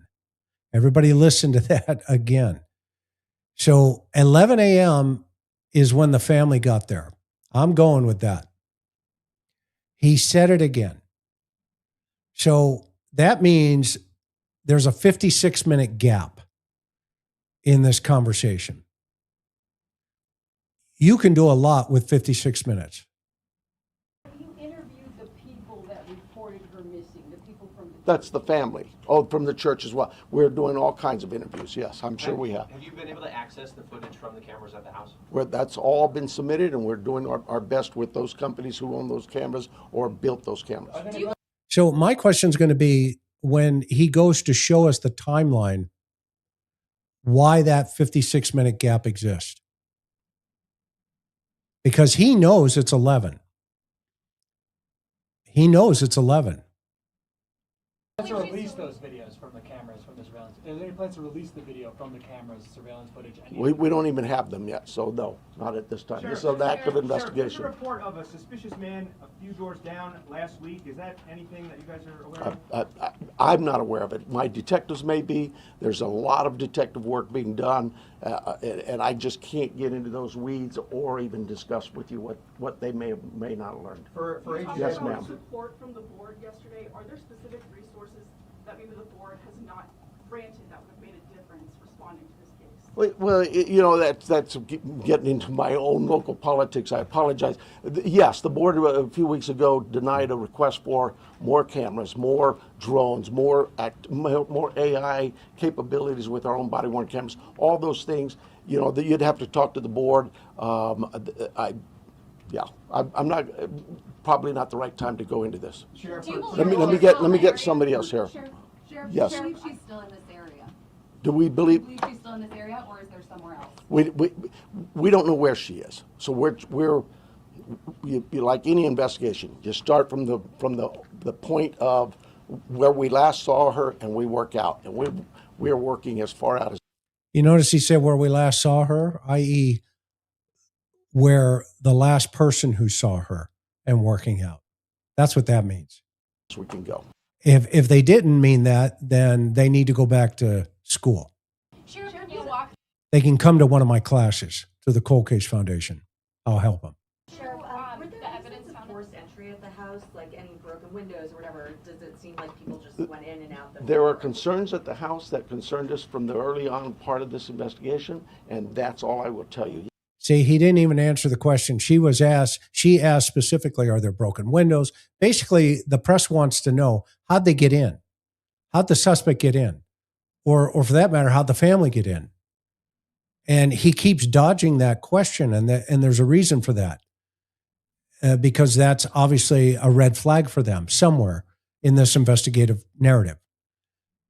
Somewhere in this problem, they feel, and when Savannah said on, Dateline, well, the doors were propped open, what does that mean? And the sheriff is trying to stay around that because the only other explanation for that to be even logical would be the narrative that mom leaves her doors open at night, but she locks everything else. But she just happened this night to leave her door open to fit the narrative of, well, it's a medical event maybe then. Yes, ma'am. Sure. Is there any history with Nancy needing police at her place or concerns where she was worried about somebody following or Our investigative team has looked into all of those things, and that has not been brought to my attention. So she may have had something like that, but I'm not aware of it. What is the extent of collaboration with the federal government? Obviously, FBI is here, CBP, are there other agencies also involved? The hands out to the side, FBI, look at the FBI agent looking at him like, yeah, what is the cooperation there, Sheriff?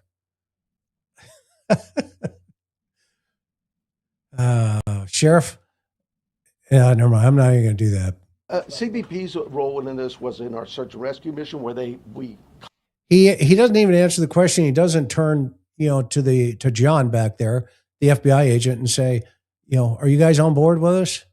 Constantly use them. They have great dogs too. Our dog. See, he doesn't answer the question. Now he's going to give us the, can I have the scramble with a side of potatoes and throw in some bacon? Aren't tracking dogs for this. Theirs are, and so they came out and did that. Anybody else though that we've asked for help from, whether it's the FBI, I know if we needed help from CBP or DEA or ATF, they would gladly give it. I've heard from leadership from. See, he was asked a question about the FBI, and he lumps in all these other federal agencies. I mean, this guy's a piece of work there, Pima County. You're going to get more of this, by the way. You're going to get more of this. All sorts of agencies, not just at the federal level, but across the state. Every one of them saying, Sheriff, you need anything, we're here. Sure. So you obviously said investigators, when they got on scene, they found suspicious circumstances. When the family called originally to report her missing, did they say anything about the state of the home? I don't know that. I don't know. How does he not know that? How's he not know that? What he should have said is, yes, we've spoken with the family, but we're not going to discuss that. It's critical to the investigation at this point, and I don't want to compromise the investigation. You can understand that. Let me hang on. Let me make sure I'm getting some different people here. Yes, ma'am. Yeah, so there was blood that was found inside the house, and you're testing it for DNA. How much blood and where was it? I'm not saying there's blood inside that house or outside that house. What I'm saying is our team. Why doesn't he? All he has to do is say, yeah, there's blood on the porch. We're testing it. We don't know whose it belongs to, but we have, it's out to the lab. Process the scene like you would think of any crime scene. We go in and we process it. We look for things like that, blood, DNA, any kind of physical evidence, fingerprints, anything.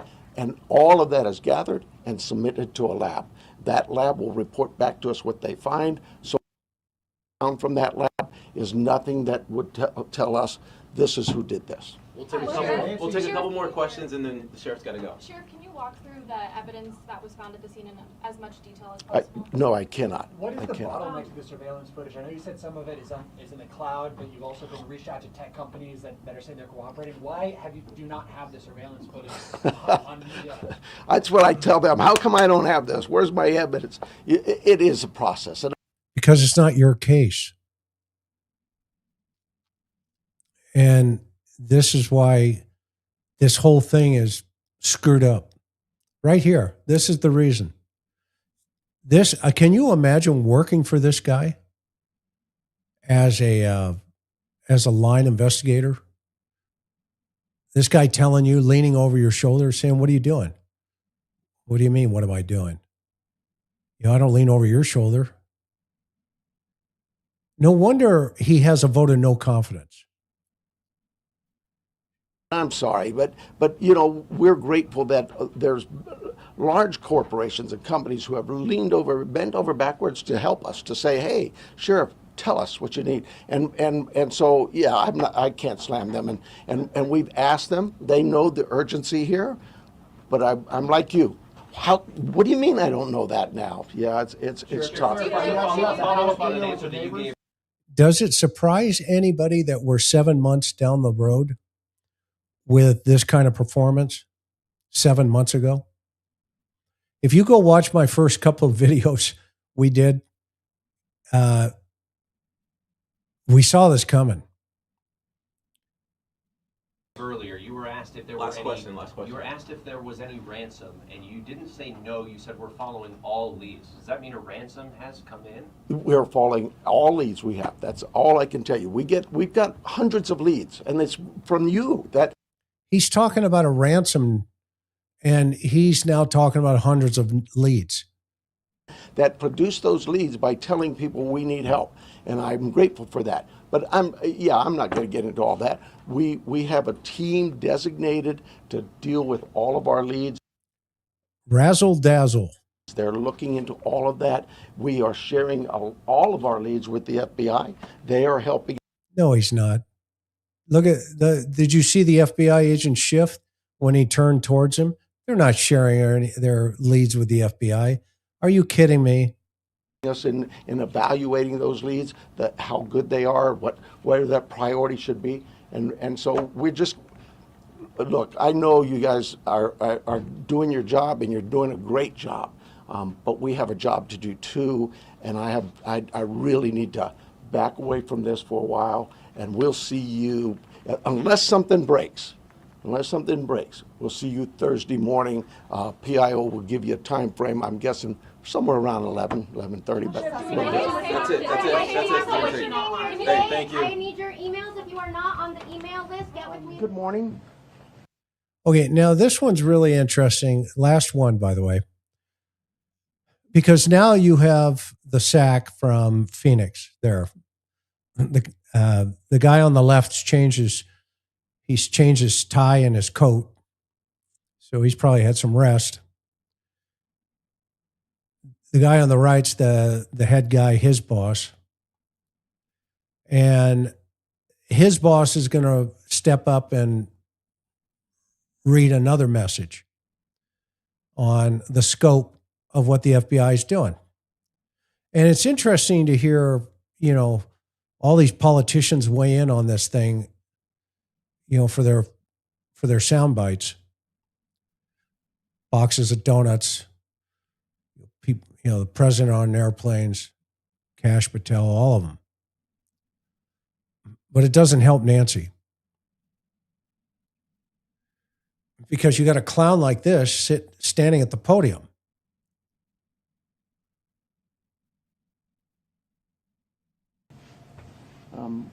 I hope you've been kind of informed of the rules. I'm going to try to get as many, if not all of you, an opportunity to ask a question. But last time we tried this, it was just kind of chaotic, people yelling. So I'd ask that you just kind of be patient with me, pay attention to the questions asked, because sometimes you guys want to ask the same question twice, and you're going to get the same answer. So help yourself get what you can out of this. I'm going to give you one question and a follow-up, okay? But before we get there, I do have some comments. First of all, I want to begin by offering our condolences to our partners at the state. Department of Public Safety's tragically lost 2 members last night in a helicopter crash up in northern Arizona. So if you would keep them in your prayers, Colonel Glover and his team, I'm sure, would greatly appreciate it. Along the same lines, I think you all saw last night, I'm trying to speak up, not yell, because apparently I talk soft. We saw last night. You know who used to say that? Was, and I think he stole it. Now I think about it. Sheriff Buford out of Tennessee Remember, I talk soft, kind of like Teddy, carry a big stick. Buford used to say that all the time. So, this guy's puffing himself up like, I'm so powerful, I talk soft. No, you talk soft because you have marbles in your mouth and you're barking like a carnival barker. Like the family, Very unprofessional. they just hurt, understandably so. And so I really want you. So is he reading more talking points for the very first moments? You to know this entire team here, those behind me, and our community are hurting with you. We really just want Mom back. Okay. How we really just want Mom back? Did the sheriff just say we really just want Mom back? Or is that a talking point on behalf of the family? He's not good with a script. That's obvious. Right now, we believe Nancy is still out there. We want her home. Our department. Well, that doesn't make sense because by this time, all of the letters have come in, the notes. And in the note, the kidnapper has already told these guys all standing there that she's buried in nature. So I don't understand this piece of the puzzle. The sheriff's department, along with all of our partners at the FBI, have been working around the clock. And we just want her home and find a way to get to the bottom of all of this, just as you do.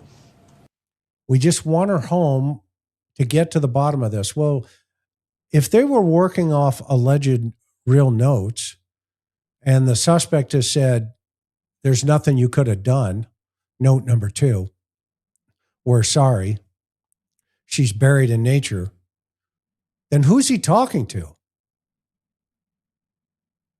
Is he talking to another suspect, or are they not, or are these notes, bogus? I don't get it yet. But I have other partners out there who have stepped up, and you've probably noticed them in the last few days, if not the last few hours, and you're going to see more of that. Well, I made a decision to contact our PCRIT team, and those of you not local, that's our Pima Regional Critical Incident Team. It's made up of law enforcement officers from this entire valley. That is basically a glorified major crimes team. They have one up in Navajo County called MCAT.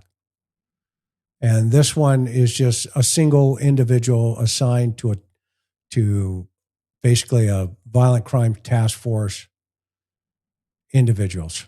Pasquayaki Police Department, Tucson Police Department, Marana Police Department, Oro Valley Police Department, Pima College Police.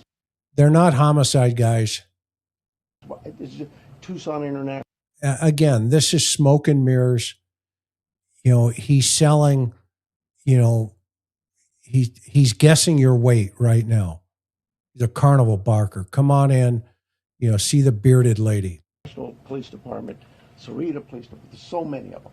And they are going to help us tremendously. And that's really done because we have so much in front of us still. And we're hoping that, I know the FBI has committed a very large number of men and women to partner with us, work side by side with us. We go do an interview, they're going to be there with us. We're going to go look at some evidence or process evidence, they're going to be right there with us. We're sharing every piece of information, all the data we can to get this thing solved. I mean, honestly, look at the FBI guys in the back. This is just so disingenuous to the public, to the family, to the community. This is just so wrong for Nancy Guthrie. It is so wrong. Look at their reactions behind Nanos. And it's important that my partners in law enforcement know and understand their roles, because it is very large, complex investigation with a lot of moving parts. And we're at that phase now where sometimes we're waiting, right? We're waiting for analysis. We're waiting for lab reports. But even It's almost like you're in line at to go on the Peter Pan ride at Disney World, and you got this clown in front of you, and he just keeps talking, and it's like, are we almost there yet? It's like having kids. We've raised 4 kids. It's almost like, hey, can you guys just be quiet back there for a little bit? Let mom and dad drive. We're talking. Hey, that's mom and dad in the back, just looking at the kid, just jaw jacking and going, I'm not really saying anything, but I'm kind of saying something that I'm listening to myself. then when they I think he may have brain damage from all of his boxing. There's something going on with this guy. come back quickly, for example, some DNA, we rushed what we thought was the best target for DNA. We did a rush through and got some of that back. Guy in the blue tie, the gray. I love that guy, John. Look at him looking down to the right. He's looking over going, yeah, I know. It's painful. We get it. The results were minimal. Oh my I think gosh. you all know the blood on the porch. That was one we did. It came back to Nancy. That's what we know. He went through all that word salad and then in the middle of it dropped, oh, and by the way, we bombed Hiroshima. And everybody in the audience went, what? But there's still more items that have been submitted. We just haven't got them back yet. But in the meantime, we're not just sitting on our haunches waiting. We do have a number of leads coming in, and that's why we brought in the FBI for one, but PCRIT as well, to be able to get out there and handle these leads as they come in as quickly and as expeditiously. No, I don't have a hatred for this guy, and I appreciate you pointing that out. I just know that blood on the porch is Nancy Guthrie's, and I'm sure you understand that, right? I'm sure you get that, but maybe you don't. I mean, you're calling yourself an RN, maybe you don't, but I've stood over dead people. And it's not hatred, it's called professionalism.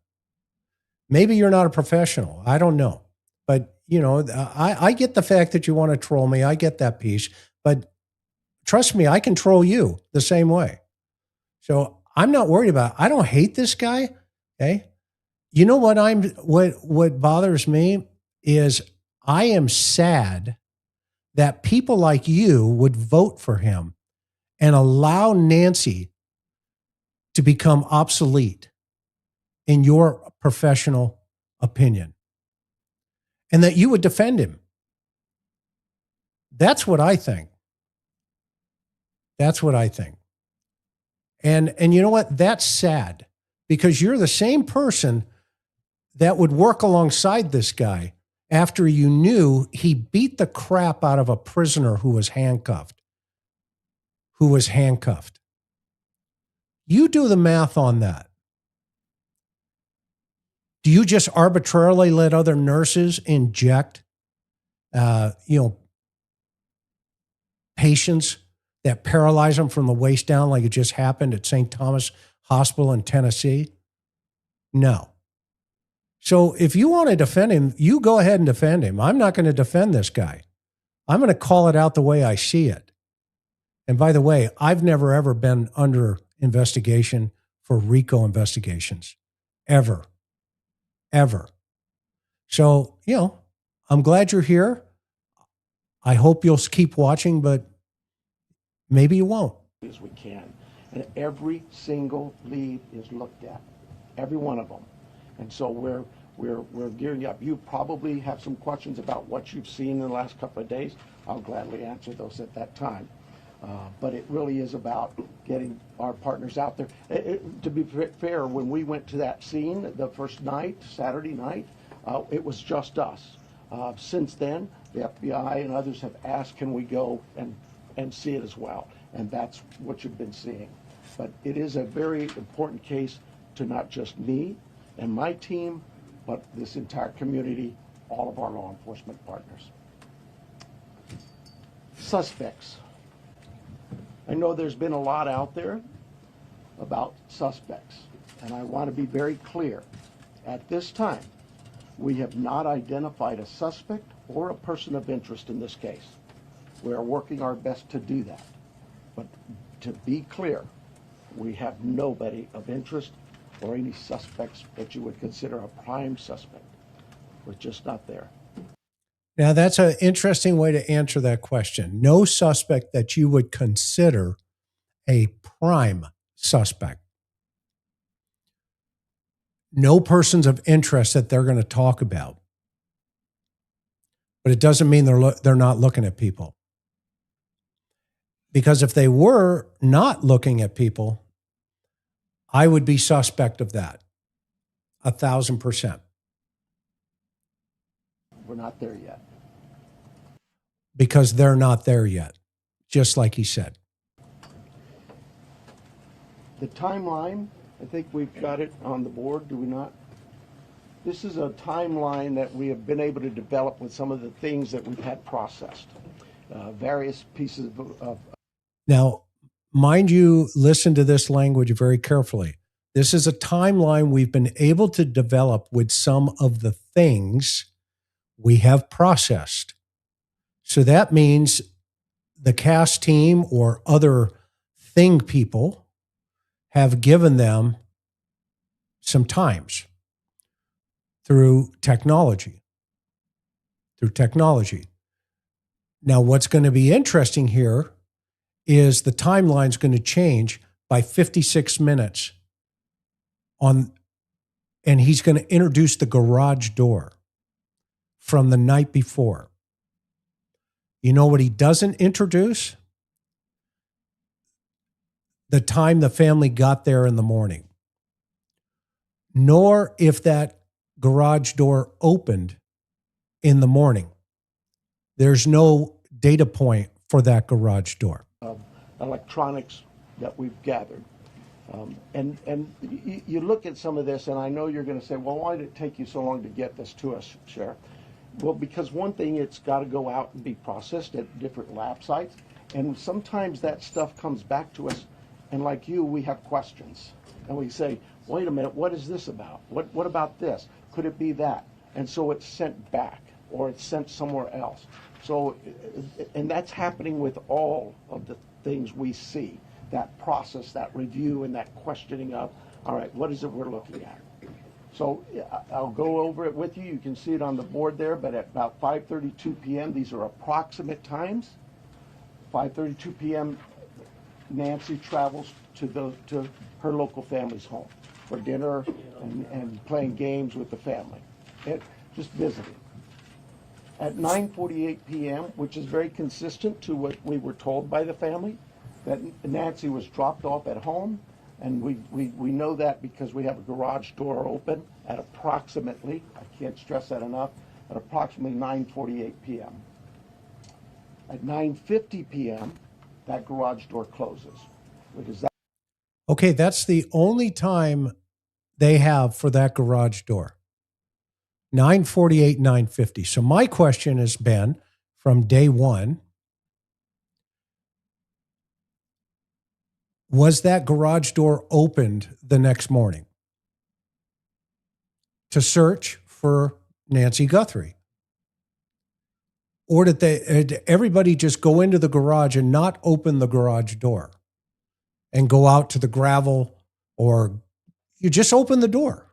Did anybody open that door?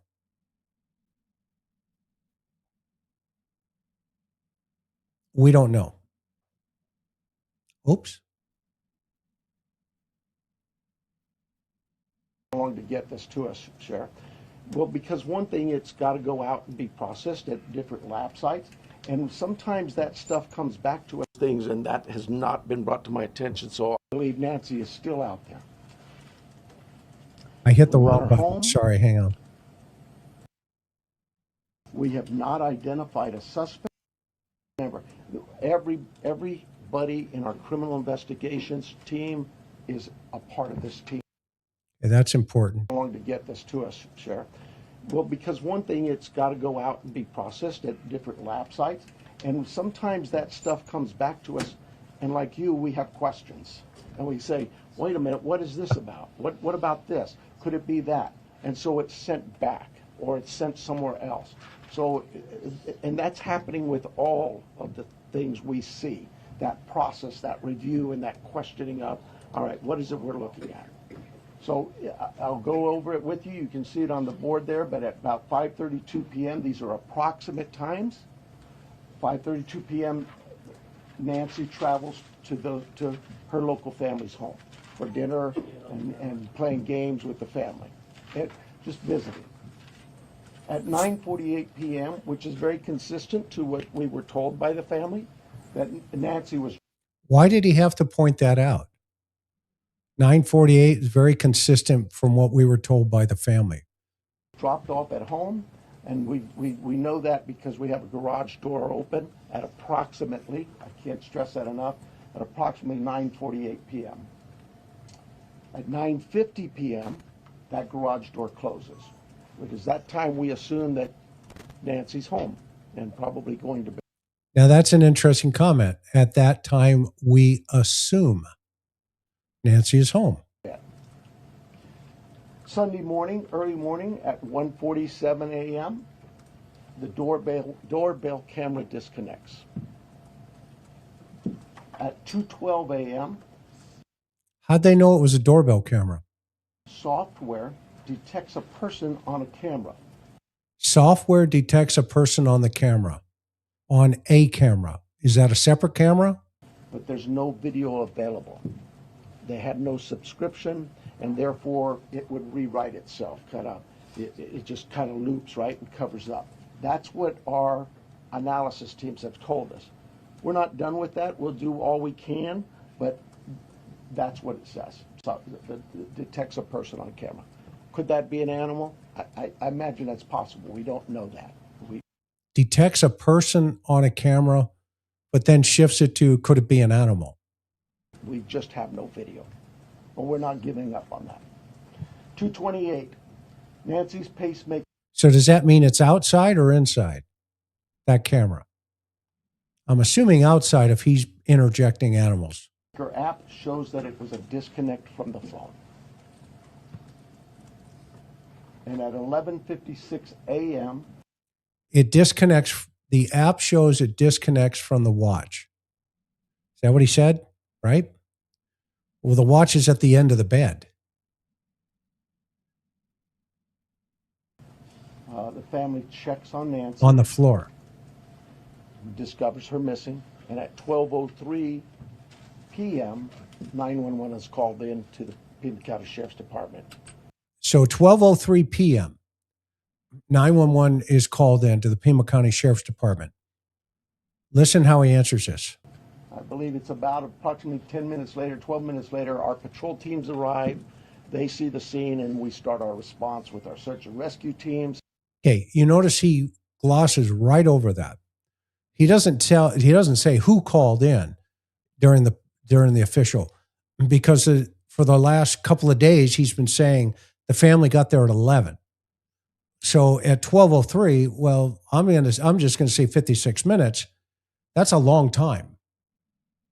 It could be even more than that. So for almost an hour, what was happening in that hour? That's a gap in this timeline. And you fill in the no data on how they got in, the no data on how the garage door may or may not have opened in the morning, the blood on the front porch. I mean, the list just goes on.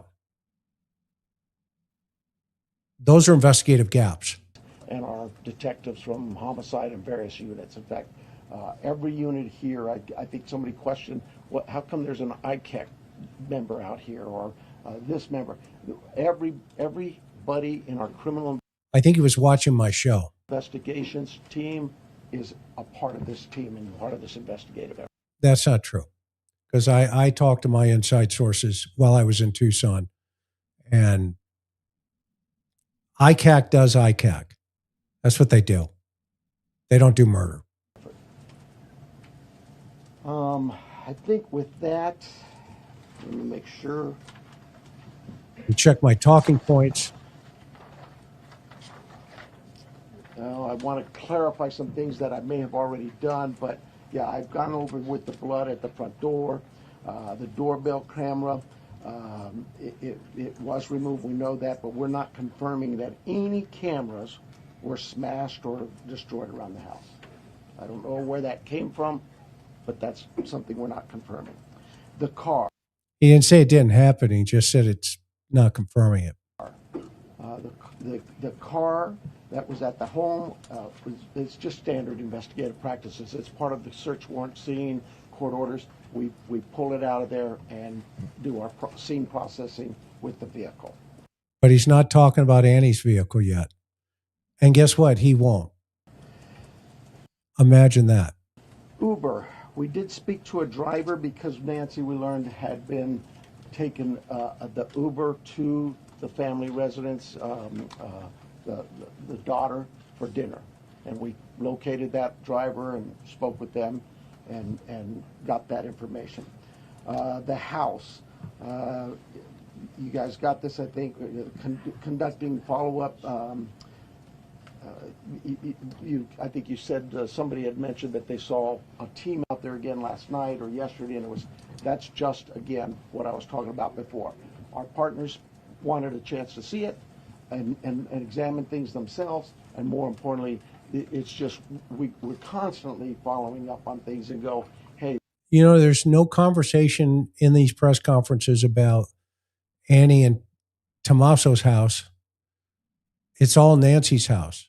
Yet they're over the sheriff's department. His evidence team's over at their house. The ICAC team was at their house. They weren't at Nancy's house. What about this? So we want to go back and check on something. And they impounded their car, including Nancy's car, under the search warrant.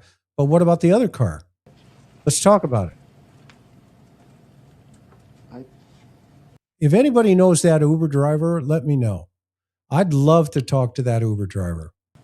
Oh, here's the other thing. Someone had mentioned there was forced entry. I have no clue where that comes from. Okay, so he's saying that there isn't forced entry. That means, is there a key involved then? We have been very consistent. We are not discussing that at all. Why not?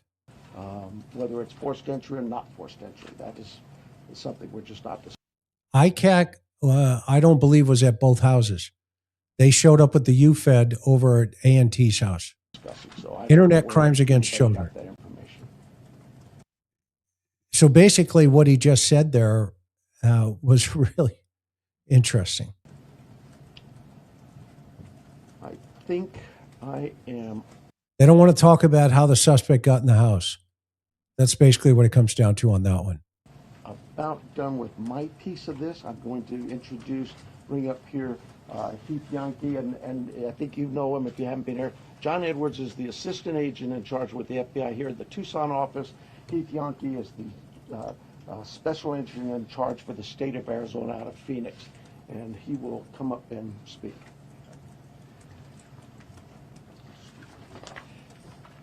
Thank you, Sheriff.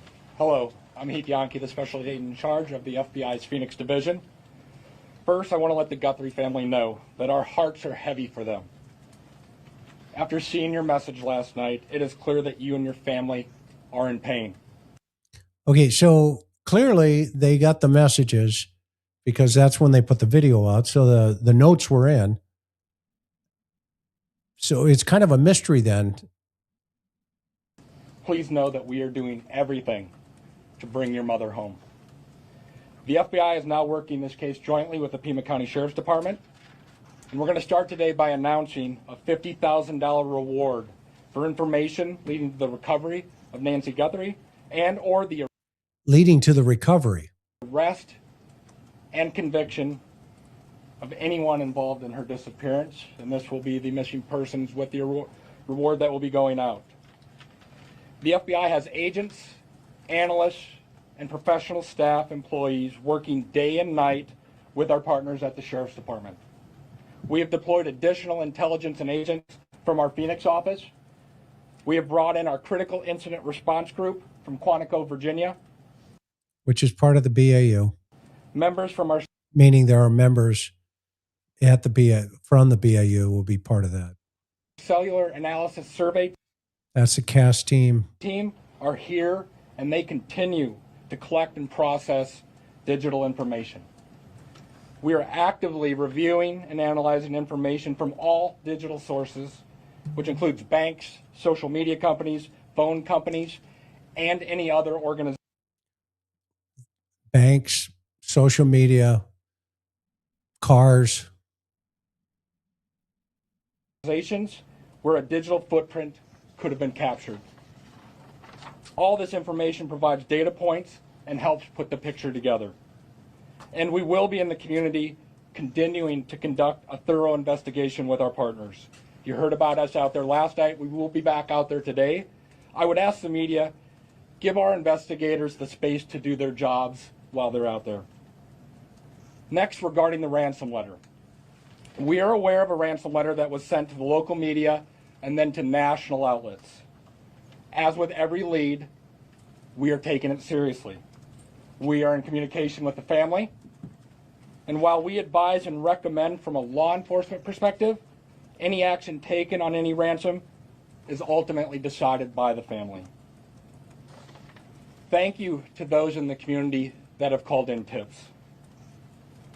For anyone out there that may have information, no matter how small you think it may be, please report it. You can do so by calling 1-800-CALL-FBI or online at tips.fbi.gov. My next message is to those in... Yeah, I mean, this is interesting. Bank records, phones, cars, ICAC, UFED, no evidence. Yeah, we don't know yet. It's a great point, though. Imposters who are trying to take advantage and profit from this situation. We will investigate and ensure you are held accountable for your actions. We have made one arrest related to an imposter ransom demand, and a complaint will be presented to a magistrate judge later today. You will get more on that from the FBI and our U.S. Attorney's Office here in Arizona when it becomes available. To anyone that may be involved, do the right thing. This is an 84-year-old grandma. Now, this is a very interesting way to handle the suspect or to anyone involved, quote unquote. Do the right thing. So what he's basically saying is you have a conscience. Kind of like the second note. So who's he talking to? This is an 84-year-old grandma that needs vital medication for her well-being. You still have the time to do the right thing before this becomes a much worse scenario for you. Please return Nancy home. Thank you. You still have the time before this becomes a much worse scenario, i.e. she dies. And in the second note, the writer says, well, she's dead. She's buried with nature. We underestimated her medical condition. Okay, so the first person we're going to start with the list is going to be NBC National, Liz Price. Right here. Can you walk us through that timeline from when you believe, if you look at this here, from 147 to 228, what you think happened there, and what particular software would have detected somebody on camera? I don't. I know we know the software that was there, but I'm not. I'm sorry, I'm just not in the weeds. I know that. Think of your doorbell cameras. Somebody walks up. My wife's. If I walk up she gets an alert, and it's usually something like that. A person's detected. So to understand then the follow-up, one, does that mean that it was about a 45-minute span that this suspect or suspects would have been on the property? And then also, does this essentially mean that you've cooperated with the tech companies and you can officially say that no surveillance video is available from the home? We know that the tech company that we sent that camera off to, yes, they've said they've run out of ways to recover any video. Except the Cash Patel will drop a bombshell. Next person's going to be ABC News, Aaron Katersky. Yeah. I'm sorry, was what 45 minutes? Can we say it's about a 45-minute span that somebody would have been on the property then, from 147 to 228? Yeah, I think those times speak for themselves, and it is about, like I say, those are approximates. So what the sheriff just admitted there is the suspect's on the scene for quite some time. Yes. I'm sorry, who was next, did you say? Aaron Katersky, ABC News. Hi, Sheriff. I mean, he just said at least 47 minutes approximately. Thanks very much. Is there information that you are purposefully withholding because of the active investigation that might be leading you in a particular direction? You know, this is no different than any criminal investigation that we conduct here. Law enforcement has conducted investigations since 1865 here in Pima County. We're always mindful of what it is that's in front of us. You know, just answer the question. They don't care about Sundance Kid. And what we should release and can release. There's legal guidelines that guide us, but there are no guidelines. There's also strategy too. So, you know, strategy, I'll leave yes. that for you to determine. I'll leave that up to you to determine. So basically, guess, speculate, make it up. It's up to you. Now that you are having such an injection of manpower from the Pima critical incident team and the FBI, were you slow to bring that in at the outset? Should all of these resources been brought to bear sooner? I guess that you know, it's Monday morning quarterbacking. I do it all the time, so you have the opportunity to do it for me. I'll take that hit. CBS News, Jonathan Migliotti. Sheriff, over here, has there been any proof of life, and has there been any sign of life? I'm going to, anything to deal with the ransom notes and that, I would defer to the FBI, but no, to my knowledge, we're still looking for Nancy. And for my follow-up question, if I can speak with the special agent, what was it about this apparent ransom note that now 3 days on, you first haven't been able to validate, and second, it warranted informing the Guthries of its existence? So the ransom note that was sent out there, obviously every lead in this case we are taking extremely serious. But not everyone is presented to the family. Why this one? Because this was the ransom that came in and it had facts associated with a deadline, with a monetary value they were asking for. So at that point, what were some of those facts, if you can, because there's been a lot of speculation, as you know, if you could set the record straight. Yeah, the ransom itself, one talked about an Apple Watch and one talked about a floodlight. We're not going to go into specifics. It's very important. But you see how important that was, just to say it the way it is. Right there. The sheriff been dancing. This guy straight up, he's just saying, hey, one talked about specifics. We're not going to go into, you know, dance around what those specifics are. That's the way you answer a question. Important that we keep this investigation moving forward, and we don't want to put more facts out there that others then can use to try to profit from this. Who else? Right now. Who else? Good for him. And next, Ed Lavandera. Hey, Agent, I wanna Now the follow up carnival real park. quick on that. There have been, as far as we know, I think 3 ransom notes so far, 1 arrest. Are they all different? Or you think there's different authors behind all of them? Or So the one that went to the media is the one we were currently investigating and working on. The imposter that I talked about, where an arrest was made early this morning, that there will be more information. We believe there's no evidence to connect this to Nancy's case. It was someone that was trying to profit from it, a total imposter. And Sheriff, you started off the press conference by saying you believe that Nancy is still out there. Do you have reason to believe that she's still out there alive, or you fearful of the worst case scenario here, that she won't be found alive? Well, I'm certainly fearful of that. I think we all are. But it is, we operate from a position that until we know she's out there, she's alive, and we're going to continue thinking that way until we find her. Fox Digital, Mike Reese. Yeah, sir. Michael Rivas from Fox Digital. Sheriff.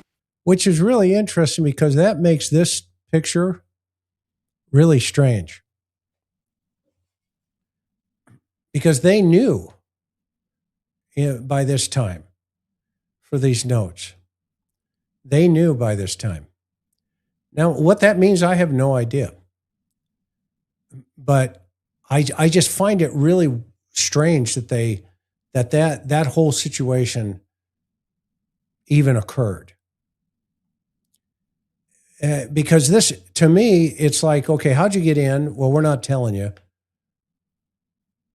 What time did you get there? Well, we're not telling you.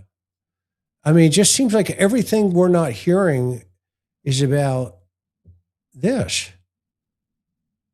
And then the memorial is torn down and taken over to KVOA. I don't know. It's really interesting to me because, you know, who is this guy? Who's this guy? We know who the other players are in this picture. Let me jump through some of your chats here. I've had you 2 hours. Thank you. All of our new members tonight. And by the way, we're up now on Spotify and every place you can go listen on your podcast. Wherever you listen for your podcast, you can grab them and now listen in your car, etc. So we thank you guys for that. We thank you for all of your support here. I'm going through all of our things. There's a lot of, I learned the other night that these jewels, yes, I will. I will cover the outcome of the Kalila trial. Let's see here. Thank you so much. We love having you here.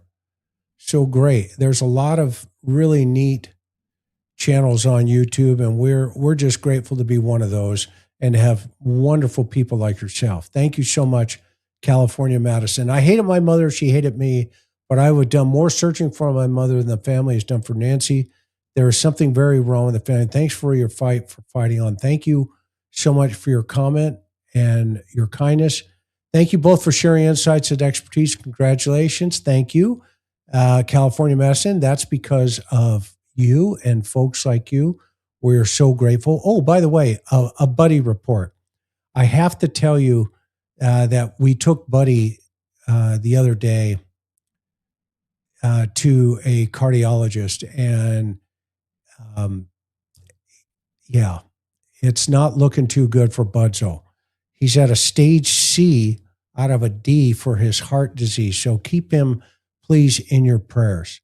Using a real key would override the garage door app or software, but if used, someone could have opened the garage door, i.e. 3 a.m. or 8 p.m. the night before, and it wouldn't be recorded. Thank you. That is a great point. What if the other cameras weren't Google? Yeah, great one. How long would you have stayed in the house before releasing it, considering Nanos seems to have released it too soon? I would have held it for at least 48 hours, if not longer. 36. And plus, I would have started out a little bit deeper. But I would have had the FBI in there if I knew how fast this thing was going to go, working alongside our evidence team. The sad event has 3 sides, their side, Nanos' side, and the truth. Amen. Amen. Thank you for saying that. Chris, why is ICAC involved? Could it be AT's child? No, probably not because of the child. Internet crimes against children, they may have just been trying to take some things out of the circle because there's a teacher involved. Let's just put the truth out there. They may have downloaded some stuff because of that. I don't know that, but internet crimes against children does one thing. Internet crimes against children. That's what they do. I mean, those poor guys and gals, usually it's a 6-month rotation. One of my best friends up in Seattle, he's in the homicide team up in Seattle, which is an interesting place, but he was on ICAC. He was a supervisor for quite some time. I used to, do some things whenever we had capers where children were involved. We want to make sure that there's not more going on there, and especially when you have somebody who's reported the last person seen with the family member that's disappeared. You want to make sure that you're just checking that box. And that's probably what they're doing. They're checking that box. So that said, anyway, I've kept you here, guys and gals, so long. And I want to thank each and every one of you for everything you do for us. There's some great channels out there. Go see Boomer. I love that guy. He's, the judge, call him the judge, out there as well. He's out of Texas. He's a wonderful guy, former cop, knows what he's talking about. And he can also give it to you. Chuck is his name, from his perspective. But I'm going to probably try to get him on here one day as part of our panel. So look for that in the future. And others, Miss Monks, who's also doing great work. And of course, many, many others. Keep Sebastian Rogers in your prayers, as well as Summer Wells. And this Clancy thing, man, there's a lot of mishigosh around that particular case. And we'll see. It's a medical case. We'll see how the doctors are going to lay that thing out. But I talked to Dr. Gary about it, and he doesn't want to weigh in yet until it's all over. So you can't blame him. And of course, Brian Kohlberger got another hearing. Go figure, that we'll never hear the last of him. So hopefully somebody will make him part of the Old Spice Committee in prison one day, where soap on a rope. We'll see what happens. Until then, I will see you Sunday. Continue to be Akamai. If something breaks in between this, between here and Sunday, maybe we'll jump in and have another live. But until then, continue to take care of each other. Remember, we're all in this together.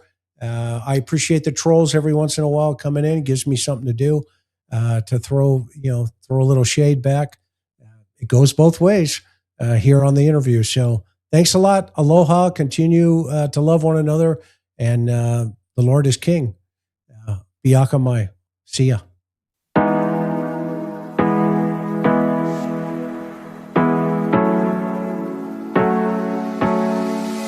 Hard working every day, I'm stressed out 24/7, babe.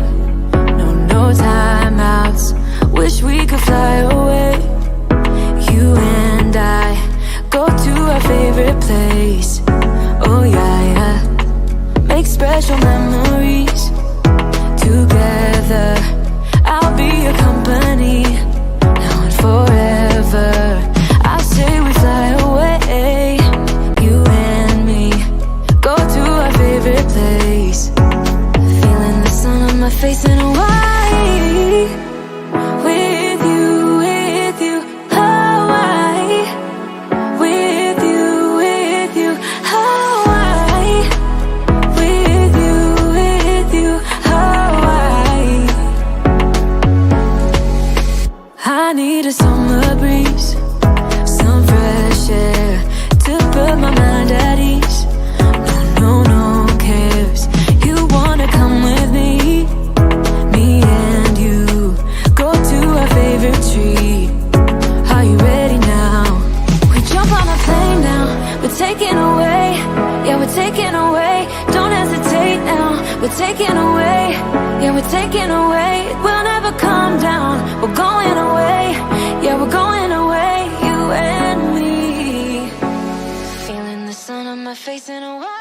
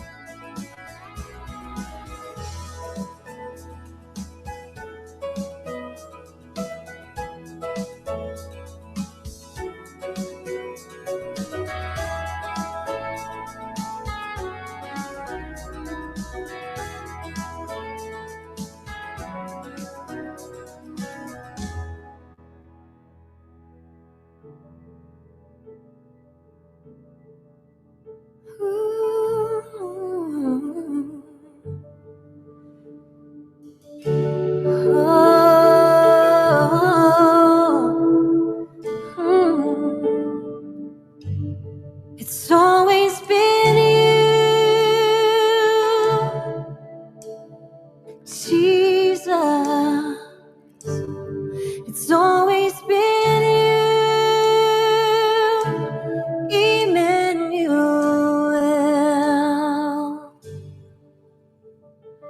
Who gave me this courage? What torch lights my feet? It's always been you, Jesus. It's always been you, Emmanuel. Who brings light to the morning? What flame lights my way home? It's always been you, Jesus. It's always been you, Emmanuel.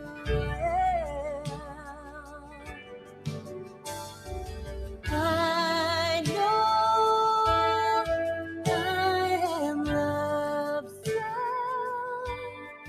Now I remember to see bright. It's always been you, Jesus. It's always been you, Emmanuel. It's always been you, Jesus. It's always been you, Emmanuel.